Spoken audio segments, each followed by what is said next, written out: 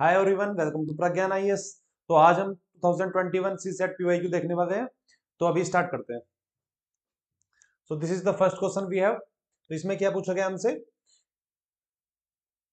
इसमें क्या पूछा गया है कि हाँ, एक ग्रुप है, उसमें कितने पर्सन है? 120 पर्सन है। तो जो इन्फॉर्मेशन गिवन है, पहले इन्फॉर्मेशन को नोट डाउन कर लेंगे। तो उसमें कितने 120 पर्सन है।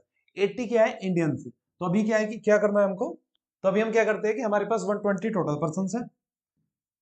तो 120 में से 80 क्या है? इंडियंस है 80। तो नॉन इंडियंस कितने होंगे? 40 होंगे। ठीक है, ये एक इंफॉर्मेशन थी। दूसरी इंफॉर्मेशन क्या है कि उसमें 70 पर्सन क्या है जो इंग्लिश बोल सकते हैं। तो इंग्लिश में बात करने वाले कितने हैं? 70 पर्सन है। तो यहाँ पे याद रखना है 70 क्या हो गए? इंग्लिश वाले। और कितने बचे? 50 बचे। तो 50 क्या है? ये नॉन इंग्लिश वाले हो गए। 80 इंडियंस थे और इंग्लिश में बात करने वाले 70 थे। तो ये दो इन्फॉर्मेशन हमें गिवन थी। ठीक है, अब इसके बेसिस पे ये इन्फॉर्मेशन गिवन है हमको। अब देखना है इसके बेसिस पे क्या पूछ रहा है वो। तो पूछ रहा है कि number of Indians who can speak English. तो जो इंग्लिश में बात कर सकता है उतने इंडियंस बताने। अब सिंपल सी एक चीज है कि इंग्लिश में नहीं बात करने वाले कितने हैं? 50 है। जो इंग्लिश स्पीक नहीं करते वो कितने? 50 है। तो हो सकता है कि वो 50 के 50 इंडियंस हो। ऐसा ये पॉसिबिलिटी है। भाई मिनिमम कितने हैं जो इंग्लिश इंग्लिश नहीं जानते? ऐसे मिनिमम कितने हैं? 50 है। तो हो सकता है कि वो 50 के 50 इंडियंस हो। और ऐसा भी हो सकता है कि उन 50 में से कुछ इस साइड जो फॉरनर्स है उसमें भी वो ऐड हो सकते हैं, कुछ उसमें भी ऐड हो सकते हैं। तो कम से अगर मैक्सिमम केस दे, एक केस हमने देखा था कि किसी चीज का मिनिमम निकालना है। तो मिनिमम कब होता है कि जो पहले वाली डिजिट है वो कितनी मैक्सिमम हो, वो मिनिमम हो, और जो लास्ट वाली जिसे माइनस कर रहे हैं वो मैक्सिमम। ये वाली मैक्सिमम करनी है और ये मिनिमम। तो मिनिमम ऐसे कितने इंडियंस होंगे जो इंग्लिश में बात करते हैं? टोटल इंडियंस कितने? 80। ये तो टोटल इंफॉर्मेशन है। माइनस जो इंग्लिश में नहीं बात करते ऐसे मैक्सिमम कितने हैं? 50। ऐसे 50 है तो ये 50 माइनस कर दिया। तो मिनिमम ऐसे ऐसे कितने हो गए हमारे पास? 30 इंडियंस ऐसे हैं मिनिमम।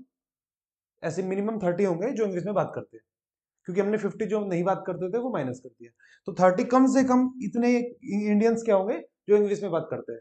अभी अगर इस 50 में से 10 इस साइड चले गया तो ये 40 बचे, और 40 माइनस करेंगे तो हमारे पास 40 इंडियंस आएंगे जो इंग्लिश में बात कर सकते हैं।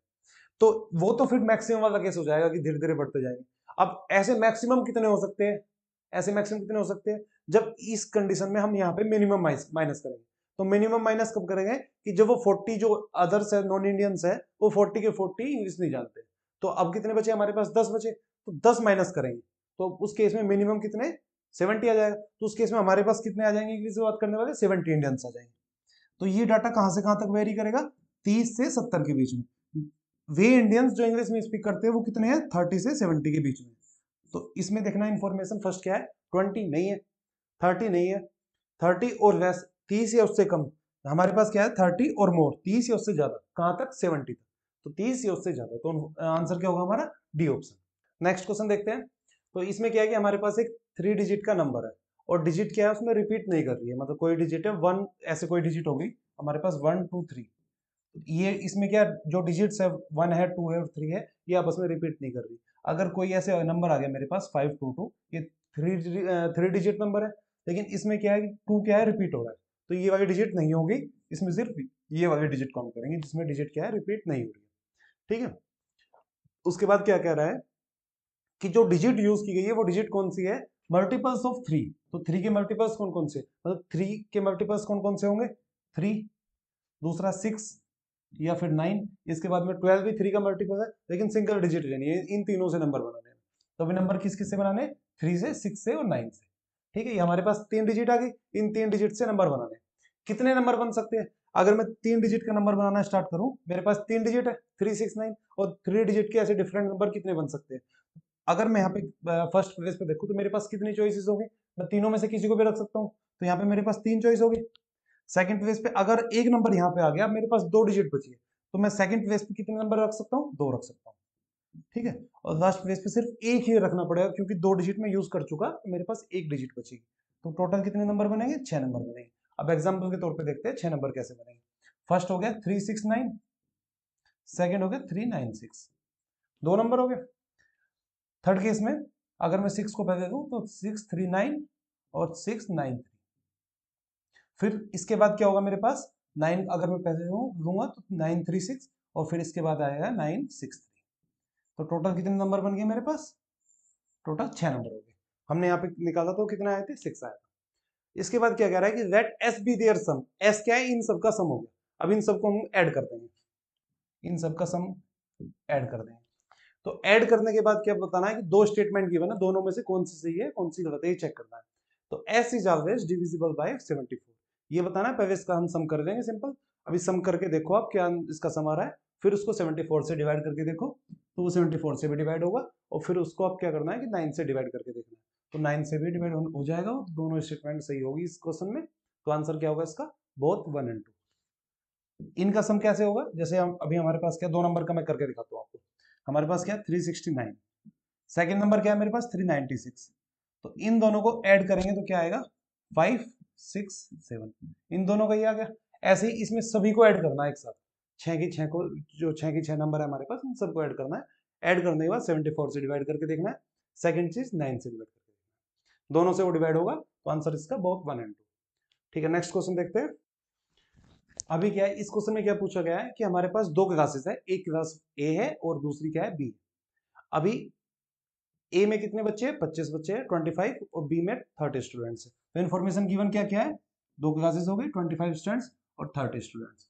इसके बाद में क्लास ए का जो हाईएस्ट स्कोर है वो कितना है? 21 है, और लोएस्ट स्कोर कितना है? 70 है। तो ए का जो हाईएस्ट स्कोर वो कितना आ रहा है? 21, और कम से कम कितना है? 70। ठीक है, ऐसे ही बी का कितना है? बी का हाईएस्ट कितना है?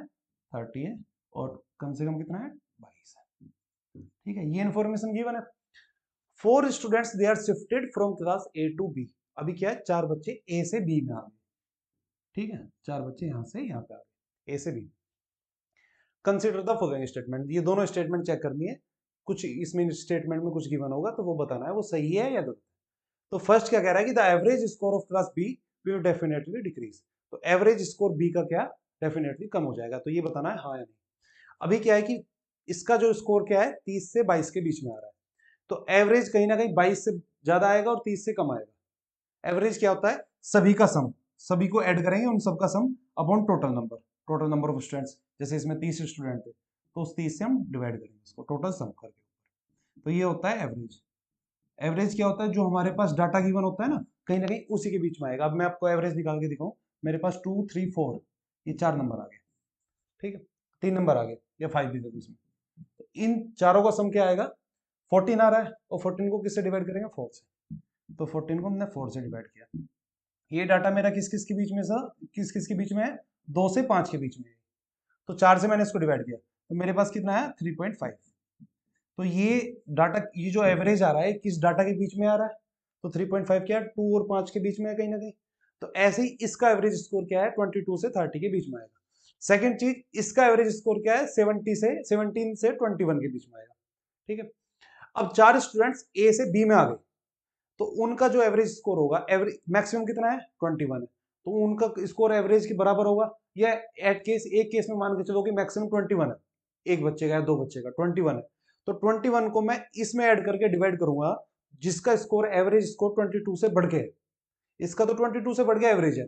अभी कोई बच्चा मैं इसमें 21 ऐड करूंगा तो जैसे ही देखो इसका, आप मानो 30 से क्या है इसका 21 आ गया, 21 आ जाएगा।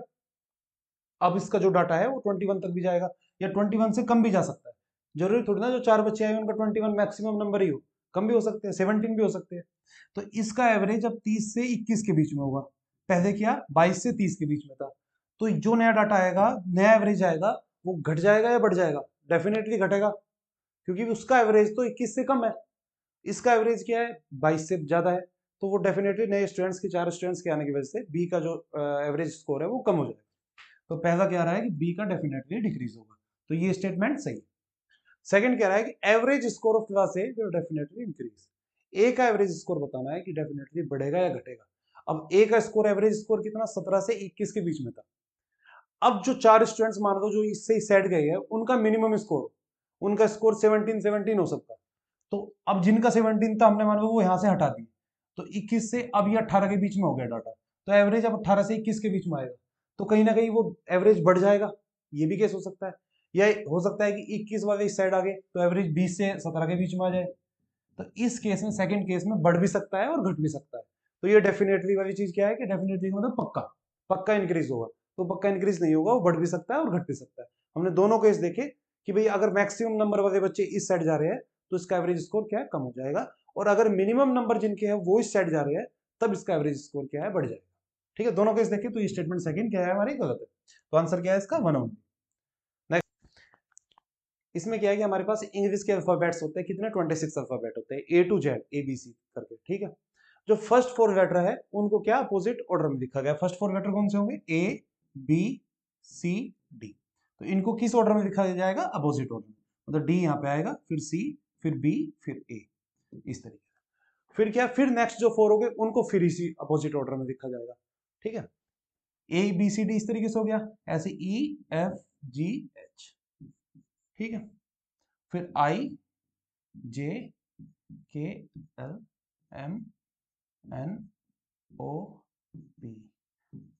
QRSTUVWX। और फिर अब क्या बचा है, ये क्या कह रहा है कि Y और Z है उनको भी हम रिवर्स कर देंगे। तो फिर Y यहाँ पे आ जाएगा और Z यहाँ पे। अब अल्फाबेट हमको कैसे पढ़ने हैं, अब यहां से पढ़ने हैं, DCBAHGFE, इस तरीके से पढ़ना है इस साइड से। ठीक है, which will be the fourth letter to the right of the 13th letter. जो 13वां लेटर होगा ना, 13th होगा, उसके फोर्थ लेटर कौन सा होगा।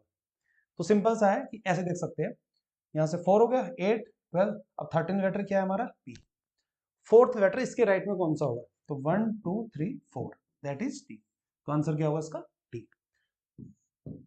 इसको ऐसे भी कर सकते थे, जैसे मानो 4 लेटर स्टार्टिंग के रिवर्स करने हैं, फिर 4 करने हैं, फिर 4 करने हैं, फिर इन 4 करने के बाद में यहाँ पे जो हमारा 13th लेटर होगा वो कौन सा होगा, यहाँ पे आएगा 13th 14th 15th 16th, और फिर आएगा हमारा 7, इस तरीके से। तो 13th लेटर का है इसमें, तो 4 8 12, तो 13th ये हो गया। इसके राइट में जो फोर्थ होगा, तो फोर्थ कौन सा, फर्स्ट लेटर होगा। तो फर्स्ट कौन सा होगा, जो इसमें लास्ट वाला है, ये अपोजिट ऑर्डर में लिखा गया ना, तो अपोजिट ऑर्डर में लिखा गया, जो लास्ट में होना चाहिए, मतलब आपका जो 16th जो लेटर होना, 16th 20th जो लेटर होना चाहिए वो यहाँ पे आ जाएगा। ठीक है, तो 20th लेटर कौन सा होता है, लास्ट क्लास में एक बताया था फॉर्मूला, क्या फॉर्मूला था ये, 5 10 15 20। तो यहाँ पे जो 20th लेटर होगा वो घूम के यहाँ पे आ जाएगा, क्योंकि अपोजिट ऑर्डर में लिखना है, ऐसे अपोजिट ऑर्डर में लिखना है। तो जो 20th लेटर होगा वो यहाँ पे आ जाएगा, तो वही हमारा फोर्थ लेटर हो जाएगा, किसके, 13th लेटर के फोर्थ। तो कौन सा है हमारा 20th लेटर, टी। तो आंसर क्या है इसका, टी। ठीक, नेक्स्ट क्वेश्चन देखते हैं। इस क्वेश्चन में क्या हमारे पास 7 बुक्स है, तो 7 बुक्स कौन कौन सी है, ऐसे यहाँ पे लिख देते हैं एक बार सारी बुक्स, जो जो सारी इंफॉर्मेशन है। तो नेक्स्ट क्वेश्चन देखते हैं, इसमें क्या है कि हमारे पास 7 बुक्स है, तो 7 बुक्स कौन कौन सी है, P Q R S T U V। अच्छा, ऐसे लिखने से क्या है कि हमारा एक बार डाटा सामने लिखा होगा ना, तो जो भी इसने पूछा है, नंबर ऑफ इंफॉर्मेशन अगर ज्यादा है तो क्या है कि सारों को ऐसे कंसोलिडेट करके एक सामने लिख देंगे और फिर इनको एलिमिनेट करना आसान होगा। अभी 7 बुक्स थी मेरे पास, तो 7 मैंने लिख दिया, PQRSTUV। कह रहा है कि साइड बाय साइड रखिए। फिर RQ और T का जो कवर है वो कैसे रंग का है, ब्लू कलर का है, RQT, यहाँ पे लिखता हूँ ब्लू कलर का। किस किस का है, R का है, फिर Q का है और T का है। ठीक है, ठीक है, ये इन्फॉर्मेशन गिवन थी। इसके बाद कह रहा है other books have they have read cover, और सभी का क्या है, रेड कवर है। मैं यहाँ पे रेड लिख देता हूँ, लिख देते हैं।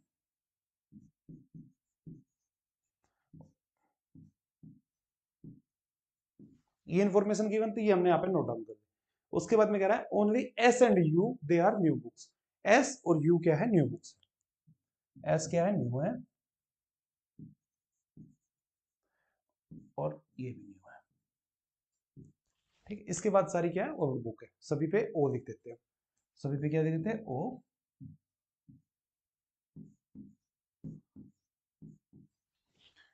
फिर इसके बाद में जो इन्फॉर्मेशन गिवन है वो है PRS, क्या है वो की रिपोर्ट्स है, PRS, PR और S।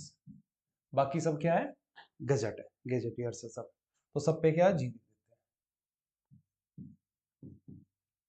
ठीक है, ये इन्फॉर्मेशन गिवन थी, ये हमने पूरी नोट डाउन कर दी। इसके बाद में पूछा है कि books of old gazetteers with blue cover. Cover कैसा होना चाहिए, ब्लू, गैजेटियर होनी चाहिए और ओल्ड होनी चाहिए। तो 3 इन्फॉर्मेशन मैच कर दी। तो किस किस का है, पहले चेक करते हैं कि हमारे पास जी कौन कौन से में, इसमें है जी के साथ साथ फिर ओ होना चाहिए और फिर ब्लू कवर होना चाहिए। तो जी ओ ये ब्लू कवर है, तो क्यों आ गया मेरे पास एक, ठीक है। फिर जी यहाँ पे है, ओ भी है और ब्लू कवर भी है, मतलब टी भी आ गया, ठीक है। फिर आखिरी में देखें तो इस पे ये गैजेट ईयर है पर ये न्यू बुक है, ये भी गैजेट ईयर है लेकिन ये ओल्ड बुक है और इसका कवर क्या है, रेड। तो कितनी बुक्स थी मेरे पास, क्यू और टी। तो आंसर क्या आ गया इसका, क्यू। कितना आसान क्वेश्चन था, देखने में बड़ा लग रहा है, लेकिन अगर इसको इन्फॉर्मेशन को ऐसे नोट डाउन करते हैं टेबल की फॉर्म में तो एकदम से सीधे सीधे सामने दिख रहा है। तो आंसर इसका क्यू और टी आ गया, ठीक है। ये क्वेश्चन देखते हैं, ये कह रहा है कि इनकरेक्ट टर्म्स क्या है, इसमें से क्या है कि एक टर्म क्या है कि इनकरेक्ट है, कोई सा भी एक नंबर क्या है इनकरेक्ट होगा, उसकी जगह में सही नंबर लिखना है। तो इसमें चेक करते हैं कि क्या पैटर्न इसने फॉलो कर रखा है। तो पैटर्न अगर मैं देखूं तो 3 के बाद 2 एक घट गया, फिर 2 के बाद 7 5 बढ़ गया, तो मतलब एक तरीके से एक बढ़ रहा है घट रहा है, इस तरीके से हो रहा है। तो कहीं ना कहीं फिर हम अल्टरनेट डिजिट्स को देख सकते हैं, अल्टरनेट देख सकते हैं। 3 के बाद 7 4 बढ़ गया, यहाँ पे 4 इंक्रीज हुआ, फिर 7 के बाद 13 6, फिर 8, फिर 10, फिर 12, तो इस तरीके से बढ़ रहा है। जैसे सबसे पहले क्या बढ़ा, 4, 4 में फिर 2 ऐड करेंगे, फिर 6, फिर 6 में 2 8, फिर 10, इस तरीके से बढ़ रहा है। तो सेकंड वाले में देखते हैं, सेकंड में 2 के बाद 4 2 बढ़ा, 4 के बाद 6 6, यहाँ पे 6 बढ़ रहा है, यहाँ पे फिर 8 10 12, 6 8 10 12 इस तरीके से बढ़ रहा है। तो यहाँ पे कितना बढ़ना चाहिए था, 4 बढ़ना चाहिए था, तो 4 में 4 बढ़ना चाहिए, तो 2 की जगह क्या आना चाहिए, 0 आना चाहिए। तो कहीं ना कहीं इसमें जो इनकरेक्ट टर्म क्या है वो 2 है, 2 की जगह 0 आना चाहिए, जब 0 आएगा तब यहाँ पे 4 6 इस तरीके से इंक्रीज हो रहा है। तो कितना आंसर होगा इसका, 0 किसको रिप्लेस करेगा, 2 को रिप्लेस करेगा। इसने पूछा क्या है कि कौन सी टर्म इसमें क्या है रिप्लेस हो रही है। और एक चीज और इसमें क्या बताया है कि जो ऑड टर्म होगी हमारी और जो इवन टर्म होगी वो दोनों की दोनों सेम पैटर्न फॉलो कर रही है, ठीक है। ये इसने इन्फॉर्मेशन गिवन भी है। तो जो हमारे पास गिवन है कि ऑड वाली टर्म क्या होगी, फर्स्ट और 3 में इनमें कोई रिलेशनशिप है, फर्स्ट थर्ड फिफ्थ सेवंथ इस तरीके से जो टर्म है उनमें कोई रिलेशनशिप है, और जो इवन होगी 2 4 6 इस तरीके से जो टर्म है ना उनमें कोई रिलेशनशिप होगी, और दोनों की जो रिलेशनशिप है वो सेम है, और दोनों में इस तरीके से ही एडिशन होती है, ठीक है। तो आंसर क्या है इसका, 0, ठीक है। नेक्स्ट क्वेश्चन देखते हैं। तो ये क्या कह रहा है कि हमारे पास एक पर्सन है एक्स और एक है वाई, और एक्स कहां से स्टार्ट करता है, ए से स्टार्ट करता है। एक्स क्या है, ए से स्टार्ट करता है, वाई करता है बी से स्टार्ट। तो दोनों क्या है, एक दूसरे की तरफ मूव करना स्टार्ट करते हैं, एक्स वाई की तरफ और वाई एक्स की तरफ। दोनों के बीच का डिस्टेंस कितना है, 15 किलोमीटर गिवन है। अभी क्या है कि एक्स की जो स्पीड है स्टार्टिंग में, स्पीड कितनी है, 1.5 किलोमीटर पर आवर है। ये पूरी जर्नी में 1.5 किलोमीटर पर आवर की स्पीड से मूव कर रहा है एक्स। वाई कितनी स्पीड से मूव कर रहा है, 1 kilometre per hour first hour में, फिर वो स्पीड उसकी बढ़ती जा रही है, सेकंड में 1.25, और फिर थर्ड आवर में कितना 1.5, फिर 1.75, इस तरीके से 0.25 क्या है इंक्रीज कर रही है उसकी स्पीड हर आवर के बाद। इसकी एक्स की कितनी है 1.5। अगर एक्स की स्पीड क्या है 1.5 किलोमीटर पर आवर है, तो इतना किलोमीटर मूव करता है 1 घंटे में। 1 घंटे के बाद एक्स कितनी डिस्टेंस कवर कर चुका होगा 1.5 किलोमीटर। ऐसे वाई कितनी डिस्टेंस कवर कर चुका होगा 1 किलोमीटर। तो इसमें अब बताना है हमें क्या है कि दो स्टेटमेंट गिवन है, तो दोनों में से कौन सी करेक्ट है। स्टेटमेंट फर्स्ट क्या है 5 आवर्स टू मीट, तो उन्हें कितना टाइम लगेगा 5 घंटे लगेंगे। सेकंड स्टेटमेंट क्या है कि कहीं ना कहीं वो बीच में मीट करेंगे, ए और बी के बीच में। ए और बी के बीच में कितना, मतलब कि 15 का हाफ, दैट इज 7.5 किलोमीटर। तो 7.5 किलोमीटर पे मीट करेंगे, यहाँ पे इस पॉइंट पे आके मीट करेंगे 7.5 बीच में। तो फर्स्ट आवर के बाद वो एक्स कितना 1.5 किलोमीटर डिस्टेंस कवर कर चुका होगा, और वाई कितना कवर कर चुका होगा 1 किलोमीटर। तो टोटल डिस्टेंस कवर कितना किया फर्स्ट आवर के बाद 2.5 किलोमीटर। फिर इसकी स्पीड कितनी 1.5, उसकी कितनी हो जाएगी 1.25। तो सेकेंड आवर के बाद 2 घंटे के बाद टोटल डिस्टेंस कवर कितना किया होगा 1.5 प्लस 1.25 दैट इज 2.75 किलोमीटर। फिर थर्ड आवर के बाद इसकी 1.5 रहेगी, उसकी भी 1.5 हो जाएगी। तो 3 घंटे के बाद जो डिस्टेंस ट्रेवल होगा 3 किलोमीटर। और फोर्थ आवर के बाद कितना हो जाएगा, उसकी कितनी स्पीड हो जाएगी 1.75, इसकी 1.5, तो टोटल स्पीड कितनी हो जाएगी 3.25 किलोमीटर, ये डिस्टेंस। और फिफ्थ आवर के बाद, क्योंकि इसमें 5 आवर्स गिवन है, तो फिफ्थ आवर के बाद इसकी डिस्टेंस कितनी हो जाएगी 3.5 किलोमीटर, जो डिस्टेंस ट्रेवल है। स्पीड कितनी हो जाएगी उसकी 2 किलोमीटर। ये 2 किलोमीटर कवर करेगा पर आवर के हिसाब से, ये 1.5 किलोमीटर। तो 5 आवर के बाद डिस्टेंस टोटल ट्रेवल कितना हुआ, इन सब का सम, और इन सब का सम अगर 15 किलोमीटर आ रहा है तो दोनों ने पूरी डिस्टेंस कवर कर दी है 5 आवर्स के बाद। और डिस्टेंस कवर करने का मतलब है कि कहीं ना कहीं वो मीट कर चुके हैं। अगर मैं इसका पूरे का सम करूँ, इन पूरे का चारों का ऐड करूँ, पांचों का, तो ऐड करने के बाद मेरे पास क्या आएगा, 15 किलोमीटर। तो 15 किलोमीटर आ रहा है, इसका मतलब एक्स और वाई ने मिलके वो डिस्टेंस पूरी कवर कर दी। अब पूरी डिस्टेंस कवर की है, तो पूरी डिस्टेंस कवर करने का मतलब है कि दोनों एक दूसरे से मीट किए। कितने टाइम के बाद, 5 आवर के बाद। कोई डिस्टेंस एक्स्ट्रा कवर नहीं की, मतलब 5 आवर्स के बाद वो एक दूसरे से मीट कर रहे। तो फर्स्ट स्टेटमेंट क्या हमारी सही होगी। सेकंड कह रहा है कि वो बीच में मीट करेंगे। अभी टोटल डिस्टेंस, टोटल टाइम कितना दिया, 5 आवर। इसकी स्पीड एक्स की कितनी, 1.5 किलोमीटर पर आवर, ये यूनिफॉर्म स्पीड थी। तो टोटल डिस्टेंस एक्स ने कितना कवर किया, एक्स ने डिस्टेंस कितना किया, 1.5 इंटू 5, क्योंकि 5 घंटे तक एक्स चलता रहा और 5 घंटे तक वाई चलता रहा। तो ये डिस्टेंस कितनी होगी, 7.5। तो एक्स ने कितना डिस्टेंस कवर किया, 7.5। एक्स यहां तक आ गया और बचा 7.5 कितना, वाई ने कवर किया। तो दोनों बीच में मीट कर रहे। तो सेकंड स्टेटमेंट भी सही है। तो आंसर क्या होगा इसका, बोथ 1 and 2। नेक्स्ट क्वेश्चन देखते हैं कि a student appeared in 6 paper. एक स्टूडेंट ने कितने पेपर दिए, 6 पेपर दिए। Maximum marks are same for each paper. Maximum marks कितने हैं, सभी के पेपर में सेम। अगर ऐसे कोई भी क्वेश्चन परसेंटेज का गिवन होता है तो मैक्सिमम मार्क्स कितने, 100 दे देते हैं। तो अभी मैं मान लिया कि उसके एक सब्जेक्ट में कितने मैक्सिमम मार्क्स थे, 100 थे, और 6 के 6 पेपर में कितने, 100 इस तरीके से। तो टोटल कितना, 600 टोटल उसके मार्क्स थे। ठीक है, ये इन्फॉर्मेशन हमें गिवन होगी, ये हमने अज्यूम कर लिया, इन्फॉर्मेशन गिवन थी, उसके पास 6 पेपर थे। फिर कहता है कि जो उसके मार्क्स आए पेपर में वो किस रेशियो में आए, 5, 6, 7, 8, 9, 10, ये इस रेशियो में आए। तो मैं मान सकता हूँ कि भाई रेशियो इस तरीके से आए, 5, 6, 7, 8, 9, 10। तो इस रेशियो में मार्क्स है। एक पेपर में अगर 5 के आए, दूसरे में 6 के, फिर थर्ड में 7 के, 8 के, 9 के, 10, इस 5 के, 6 के, 7 के, 8 के, 9 के एंड 10 के। ठीक है, और के क्यों लगाया, क्योंकि जब हम रेशियो लेते हैं तो रेशियो में दो नंबर ऐसे दिख जाते हैं, मानो 8 और यहाँ पे 10 हो गया। अब इन दोनों का रेशियो बताना है, तो रेशियो बताते टाइम मैं क्या करूंगा, 8 को लिख सकता हूँ 2 into 4, और इसको लिख सकता हूँ 2 into 5। तो 2 से 2 मैंने कैंसिल कर दिया, मेरे पास रेशियो क्या आ गया, 4:5। ये रेशियो आया। अब नंबर तो ये 4:5 नहीं थे, नंबर क्या थे, 8:10 थे। 8:10 थे ना, तो कोई ना कोई ऐसा सेम नंबर होगा जो दोनों से हमने डिवाइड किया, दोनों से हमने हटाया हो। तो कौन सा नंबर हटाया था, 2। तो ऐसे यहाँ पे भी कोई नंबर होगा जो हमने पांचों से हटाया हो, तो उस नंबर को हमने के मान दिया, तो के मल्टीप्लाई कर दिया सभी। नंबर क्या हो गए, 5 के, 6 के, 7 के, 8 के, 9 के और 10 के। ये नंबर हो गए उसके 6 सब्जेक्ट में। एवरेज क्या होता है, मतलब परसेंटेज क्या होता है, परसेंटेज कैसे निकलता है कि ऊपर हम जो नंबर आए उनका एडिशन करेंगे, डिवाइड करेंगे किससे, जो टोटल मार्क्स है, टोटल कितना 600, और मल्टीप्लाई करेंगे 100 से। इससे हमारा क्या आ जाएगा, परसेंटेज। अभी क्या है कि इतना उसका स्कोर आया और ये स्कोर कितना है, 60% के बराबर है। ये स्कोर अगर मैं ऐड कर दूं तो ऐड करने के बाद कितना आएगा, 5, 6, 11, 18, 26, 36 एंड 9, 45 आ गया। तो ये आ गया मेरे पास 45 के।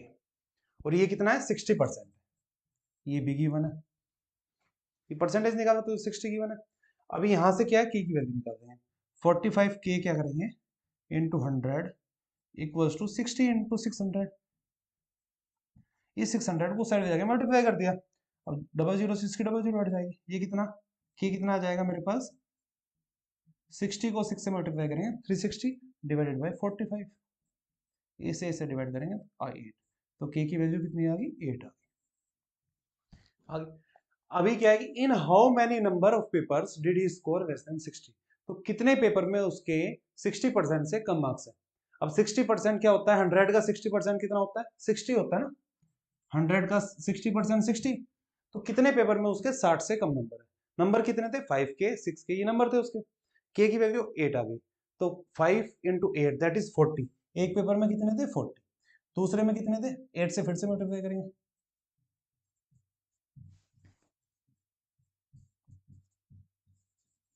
ये उसके नंबर थे।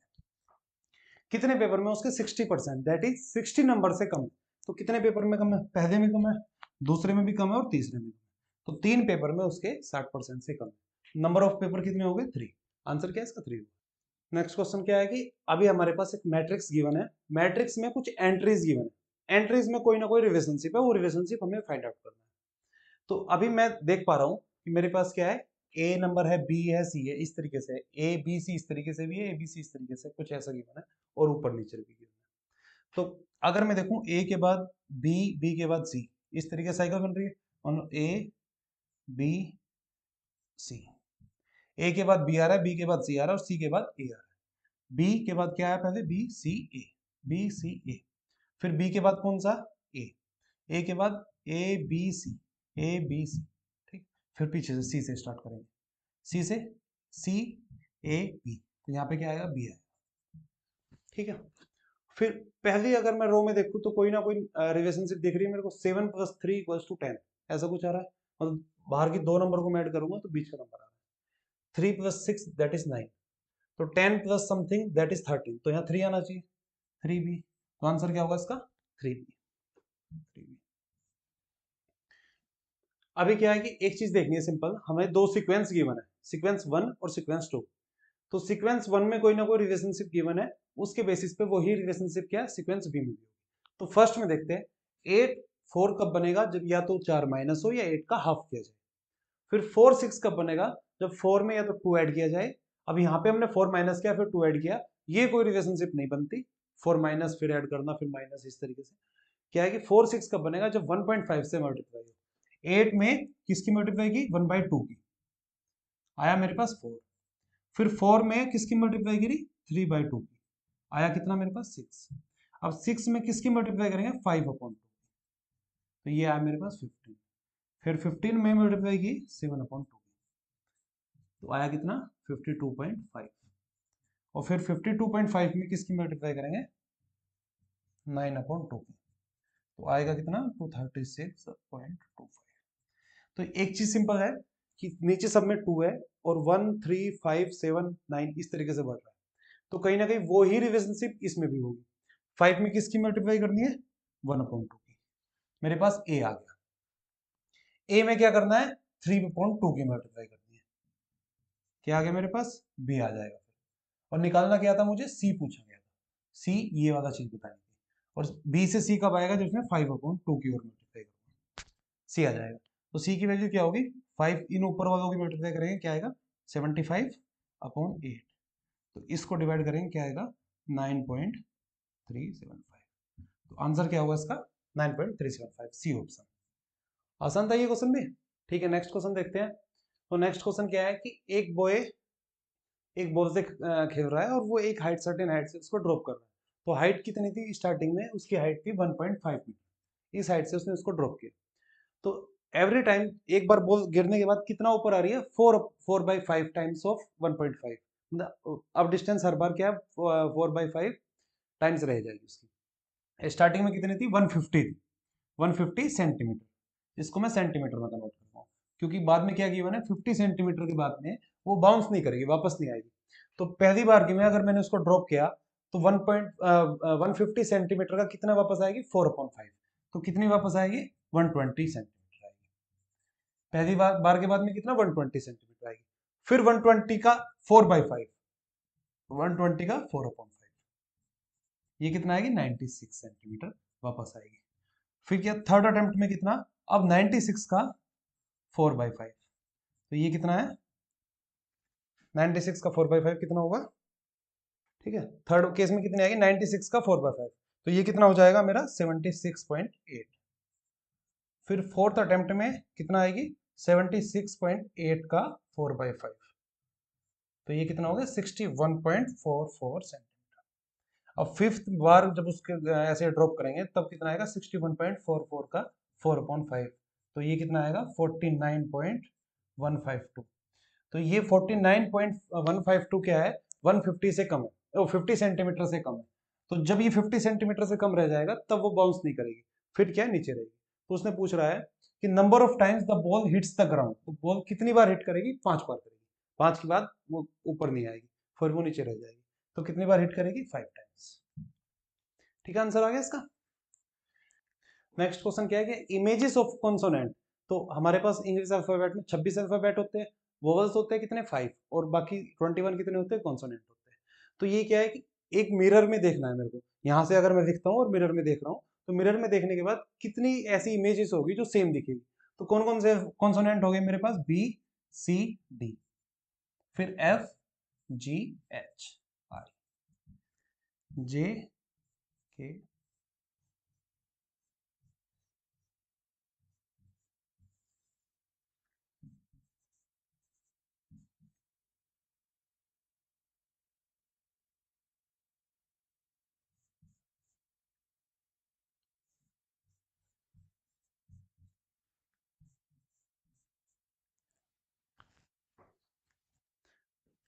ये भी वोवल होगा, वो भी, और ठीक है मेरे पास 21 हो गए टोटल, ये 4 टू 6, 6 और 3 9 और 4 13, 13 और 6 19 टू 21, 21 हो गए। अब इनको अगर मैं मिरर इमेज में देखूं तो बी मेरे को कैसे दिखेगा, बी इस साइड से ऐसे बनेगा, तो मिरर इमेज बी की सेम नहीं रहेगी। ऐसे ही सी ऐसा है तो सी ऐसा हो जाएगा, इसकी भी सेम नहीं रहेगी, डी भी नहीं रहेगा, एफ भी नहीं रहेगा, जी और एच क्या है, एच सेम रहेगा दोनों तरफ से। एच एच का वो पोर्शन इस साइड आ जाएगा, आने के बाद तब भी सेम रहेगा। तो एच क्या है, पहला हो गया। फिर इसमें देखते हैं इसमें कौन सा सेम रहेगा, एम सेम रहेगा, एम सेम रहेगा। फिर एम की मिरर इमेज क्या है, इसके जैसी होगी। इसके बाद टी भी सेम रहेगा, एस कैसा, एस ऐसा है फिर हो जाएगा ऐसा, तो ये भी सेम नहीं है। आर भी सेम नहीं होगा, वी सेम रहेगा, डब्ल्यू फिर से सेम रहेगा, एक्स भी सेम रहेगा, वाई भी सेम रहेगा। ठीक है, तो कितने मेरे पास ऐसे हैं जो सेम रहेंगे, कितने ऐसे नहीं है विच डू नॉट। तो कितने पहले हम चेक करते हैं कि कितने सेम रहेंगे। तो सेम रहने वाले कितने हैं मेरे पास, एच 1 2 3 4 5 6 7, 7 क्या है सेम, टोटल कितने हैं 21 माइनस 7 कितने हैं बचे 14, जो सेम नहीं रहेंगे, क्योंकि इसने पूछा था डू नॉट लुक लाइक, तो आंसर क्या है इसका 14। ठीक है, नेक्स्ट क्वेश्चन देखते हैं। ये कह रहा है कि एक बैंक एम्प्लॉय क्या है कि 10 किलोमीटर किस साइड में जाता है, सबसे पहले डायरेक्शन नॉर्थ, फिर साउथ, फिर ईस्ट और वेस्ट, ये हमारे पास 4 डायरेक्शन इस तरीके से। एम्प्लॉय क्या है कि 10 किलोमीटर किस डायरेक्शन में जाता है, साउथ में जाता है। कहाँ से, अपने घर से। मान लो उसका हाउस यहाँ पे है एच, यहाँ से 10 किलोमीटर किस साइड में गया, साउथ में गया। फिर वो क्या है, अपने लेफ्ट साइड में मुड़ जाता है, तो लेफ्ट साइड नीचे की तरफ जा रहा है तो इस साइड मुड़ गया, और कितना किलोमीटर गया 20 किलोमीटर, 20 किलोमीटर लेफ्ट साइड में, मतलब 20 किलोमीटर ऐसे गया। ओके, फिर इसके बाद में अगेन से turns left and drives 40 kilometre. अब फिर से वो लेफ्ट लेफ्ट मतलब ऊपर की तरफ कितना 40 किलोमीटर, 40 किलोमीटर। उसके बाद क्या है कि अब ऊपर की तरफ है तो राइट साइड इस साइड में होगी, और राइट साइड में कितना गया 5 किलोमीटर, मतलब 5 किलोमीटर ऐसे। इसके बाद वहां से अब 5 किलोमीटर जा रहा था वो, तो अब राइट साइड में मूव गया, राइट साइड मतलब नीचे की तरफ, और कितना 30 kilometre to reach her bank. अब 30 किलोमीटर नीचे की तरफ आया। ठीक है, अब यहाँ पे वो क्या है, पहुंच गया। ये इन्फॉर्मेशन गिवन थी। तो what is the shortest distance between her bank and her house, तो शॉर्टेस्ट डिस्टेंस क्या होगी, ये वाले। तो ये डिस्टेंस मेजर करनी है मुझे। सबसे पहले ये डिस्टेंस कितनी होगी, नीचे की तरफ 10 किलोमीटर होगी, मतलब वो ये डिस्टेंस कितना टोटल 10 की होगी। ऊपर वो 40 गया था, 30 नीचे आ गया, तो कहीं ना कहीं 10 किलोमीटर वाली नीचे की डिस्टेंस ये बचनी चाहिए। यहाँ से 10 किलोमीटर ये होगी उसकी डिस्टेंस इस तरफ।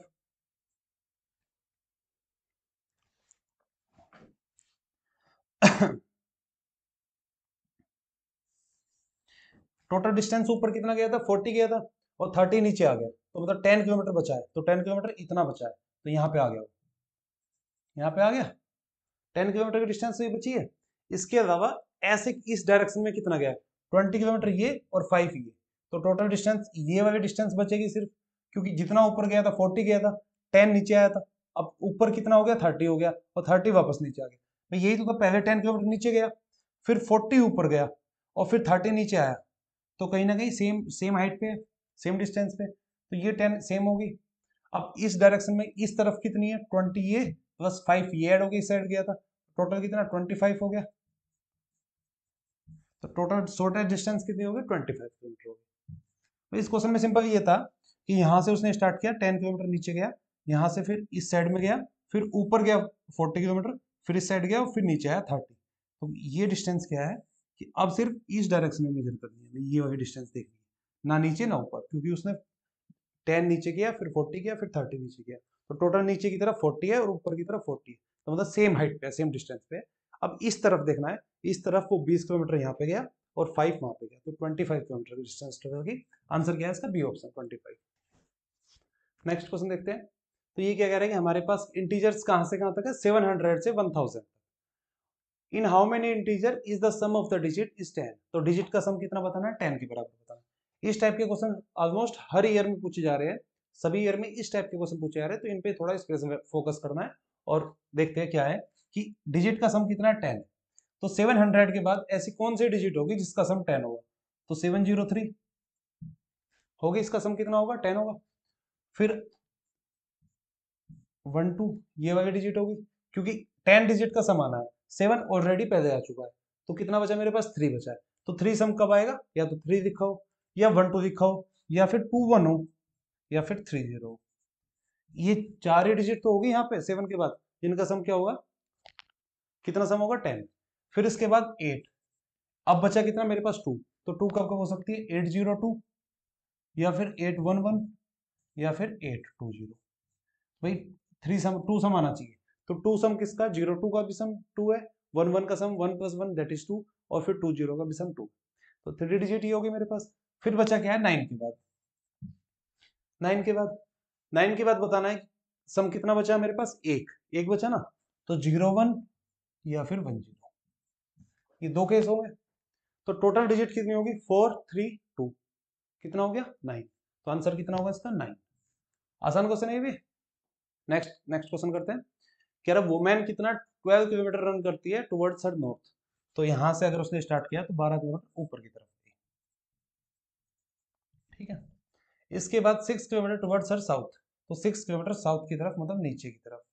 तो ये डिस्टेंस कितना बचा? अभी 6 बचा, तो 6 आ गई, वापस नीचे आ गई। फिर 8 किलोमीटर टुवर्ड्स हर ईस्ट, ईस्ट इस डायरेक्शन में है, यहाँ पे कितना? 8 किलोमीटर। उसके बाद में in which direction is she from her starting point. तो अब स्टार्टिंग पॉइंट से वो किस डायरेक्शन में है? तो यहां से अगर उसने स्टार्ट किया था, कुछ ऊपर गई कुछ नीचे आई, फिर इस साइड में गई, तो कहीं ना कहीं इस डायरेक्शन में होगी, इस डायरेक्शन में होगी ना, यहां से स्टार्ट किया था, तो ये डायरेक्शन तो ये वाली होगी, तो यहाँ पे है वो कहीं ना कहीं नॉर्थ, ये साउथ, ये ईस्ट और ये वेस्ट, तो ये डायरेक्शन कौन सी होगी? नॉर्थ ईस्ट के बीच में, नॉर्थ ईस्ट के बीच में है ना। तो और ये डायरेक्शन कितनी है? नॉर्थ ईस्ट के बीच में, पहली बात तो नॉर्थ ऑफ ईस्ट इन दो ऑप्शन में। सेकंड चीज, अभी ये ऊपर की हाइट, ये डिस्टेंस कितना है? 60 किलोमीटर होगा ये हाइट, ये कितना होगा? 6 किलोमीटर होगा, क्योंकि पहले कितना ऊपर गई थी? 12, फिर 6 नीचे आ गई, अभी हाइट कितनी है? 6 है, तो ये हाइट कितनी? 6 होगी।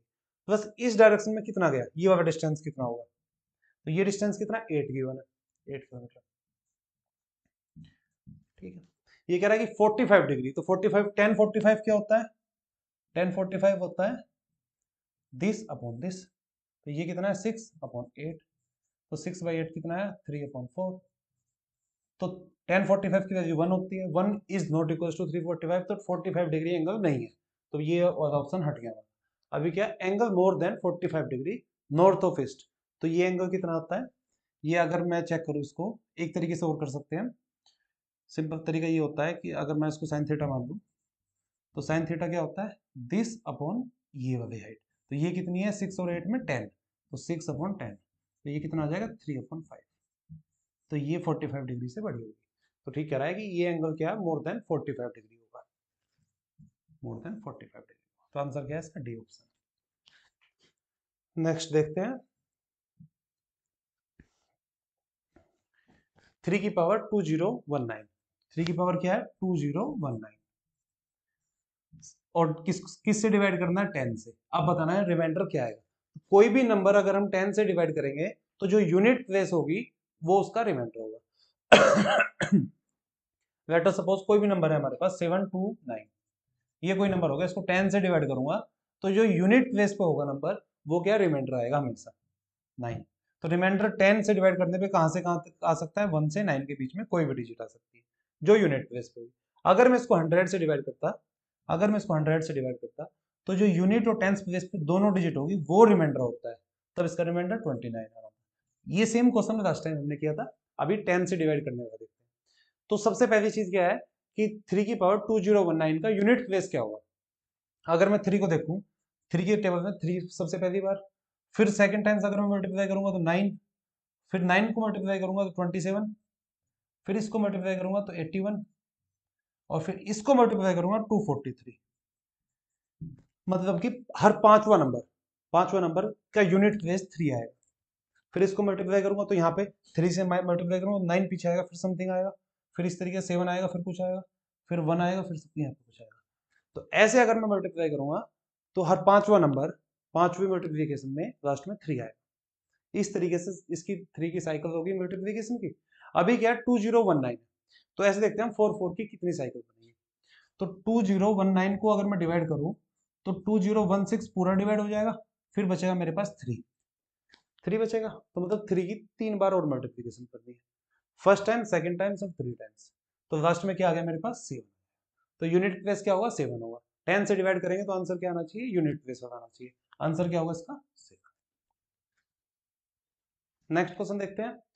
ये कह रहा है कि हमारे पास एक नंबर है, उसको किससे डिवाइड करना है, 7 से डिवाइड करना है, और डिवाइड करने के बाद वैल्यू ऑफ डिजिट p, ये p कोई डिजिट है इस नंबर में, ये 7 से डिवाइड होगा।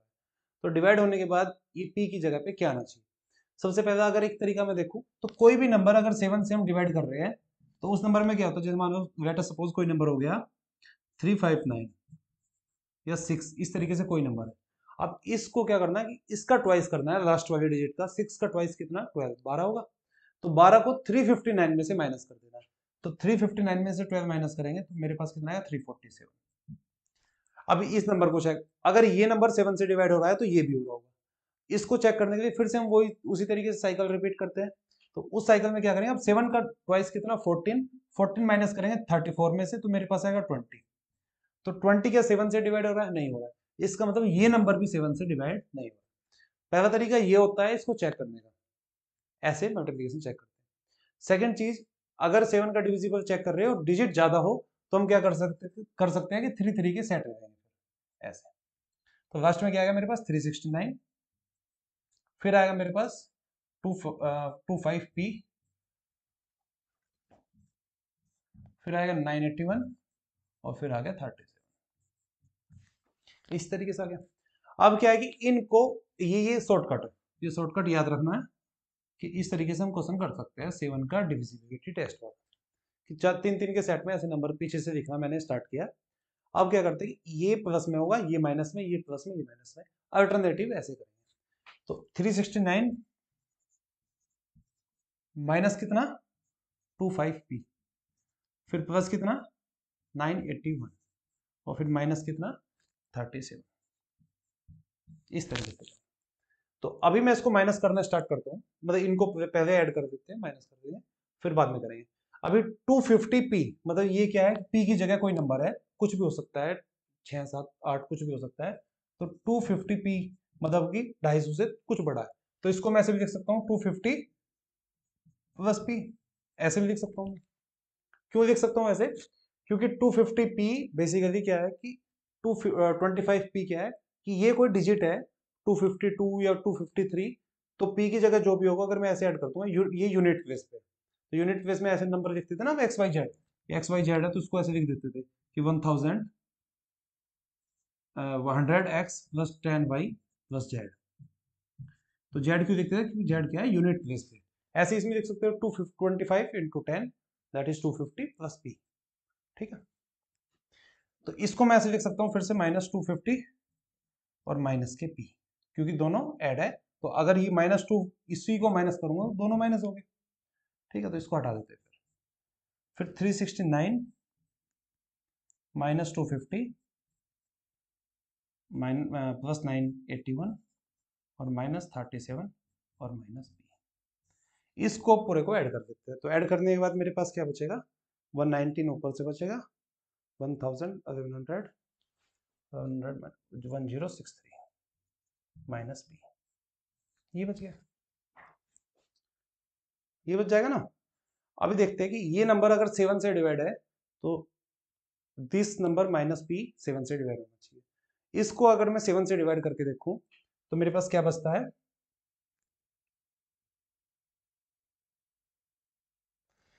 ये नंबर अगर मैं इसमें 6 माइनस कर दूं, या 6 इसमें बच रहा है, 7 से पूरा डिवाइड नहीं हो रहा, तो मैं लिख सकता हूँ 6 माइनस पी, ये 7 से पूरा पूरा डिवाइड होना चाहिए।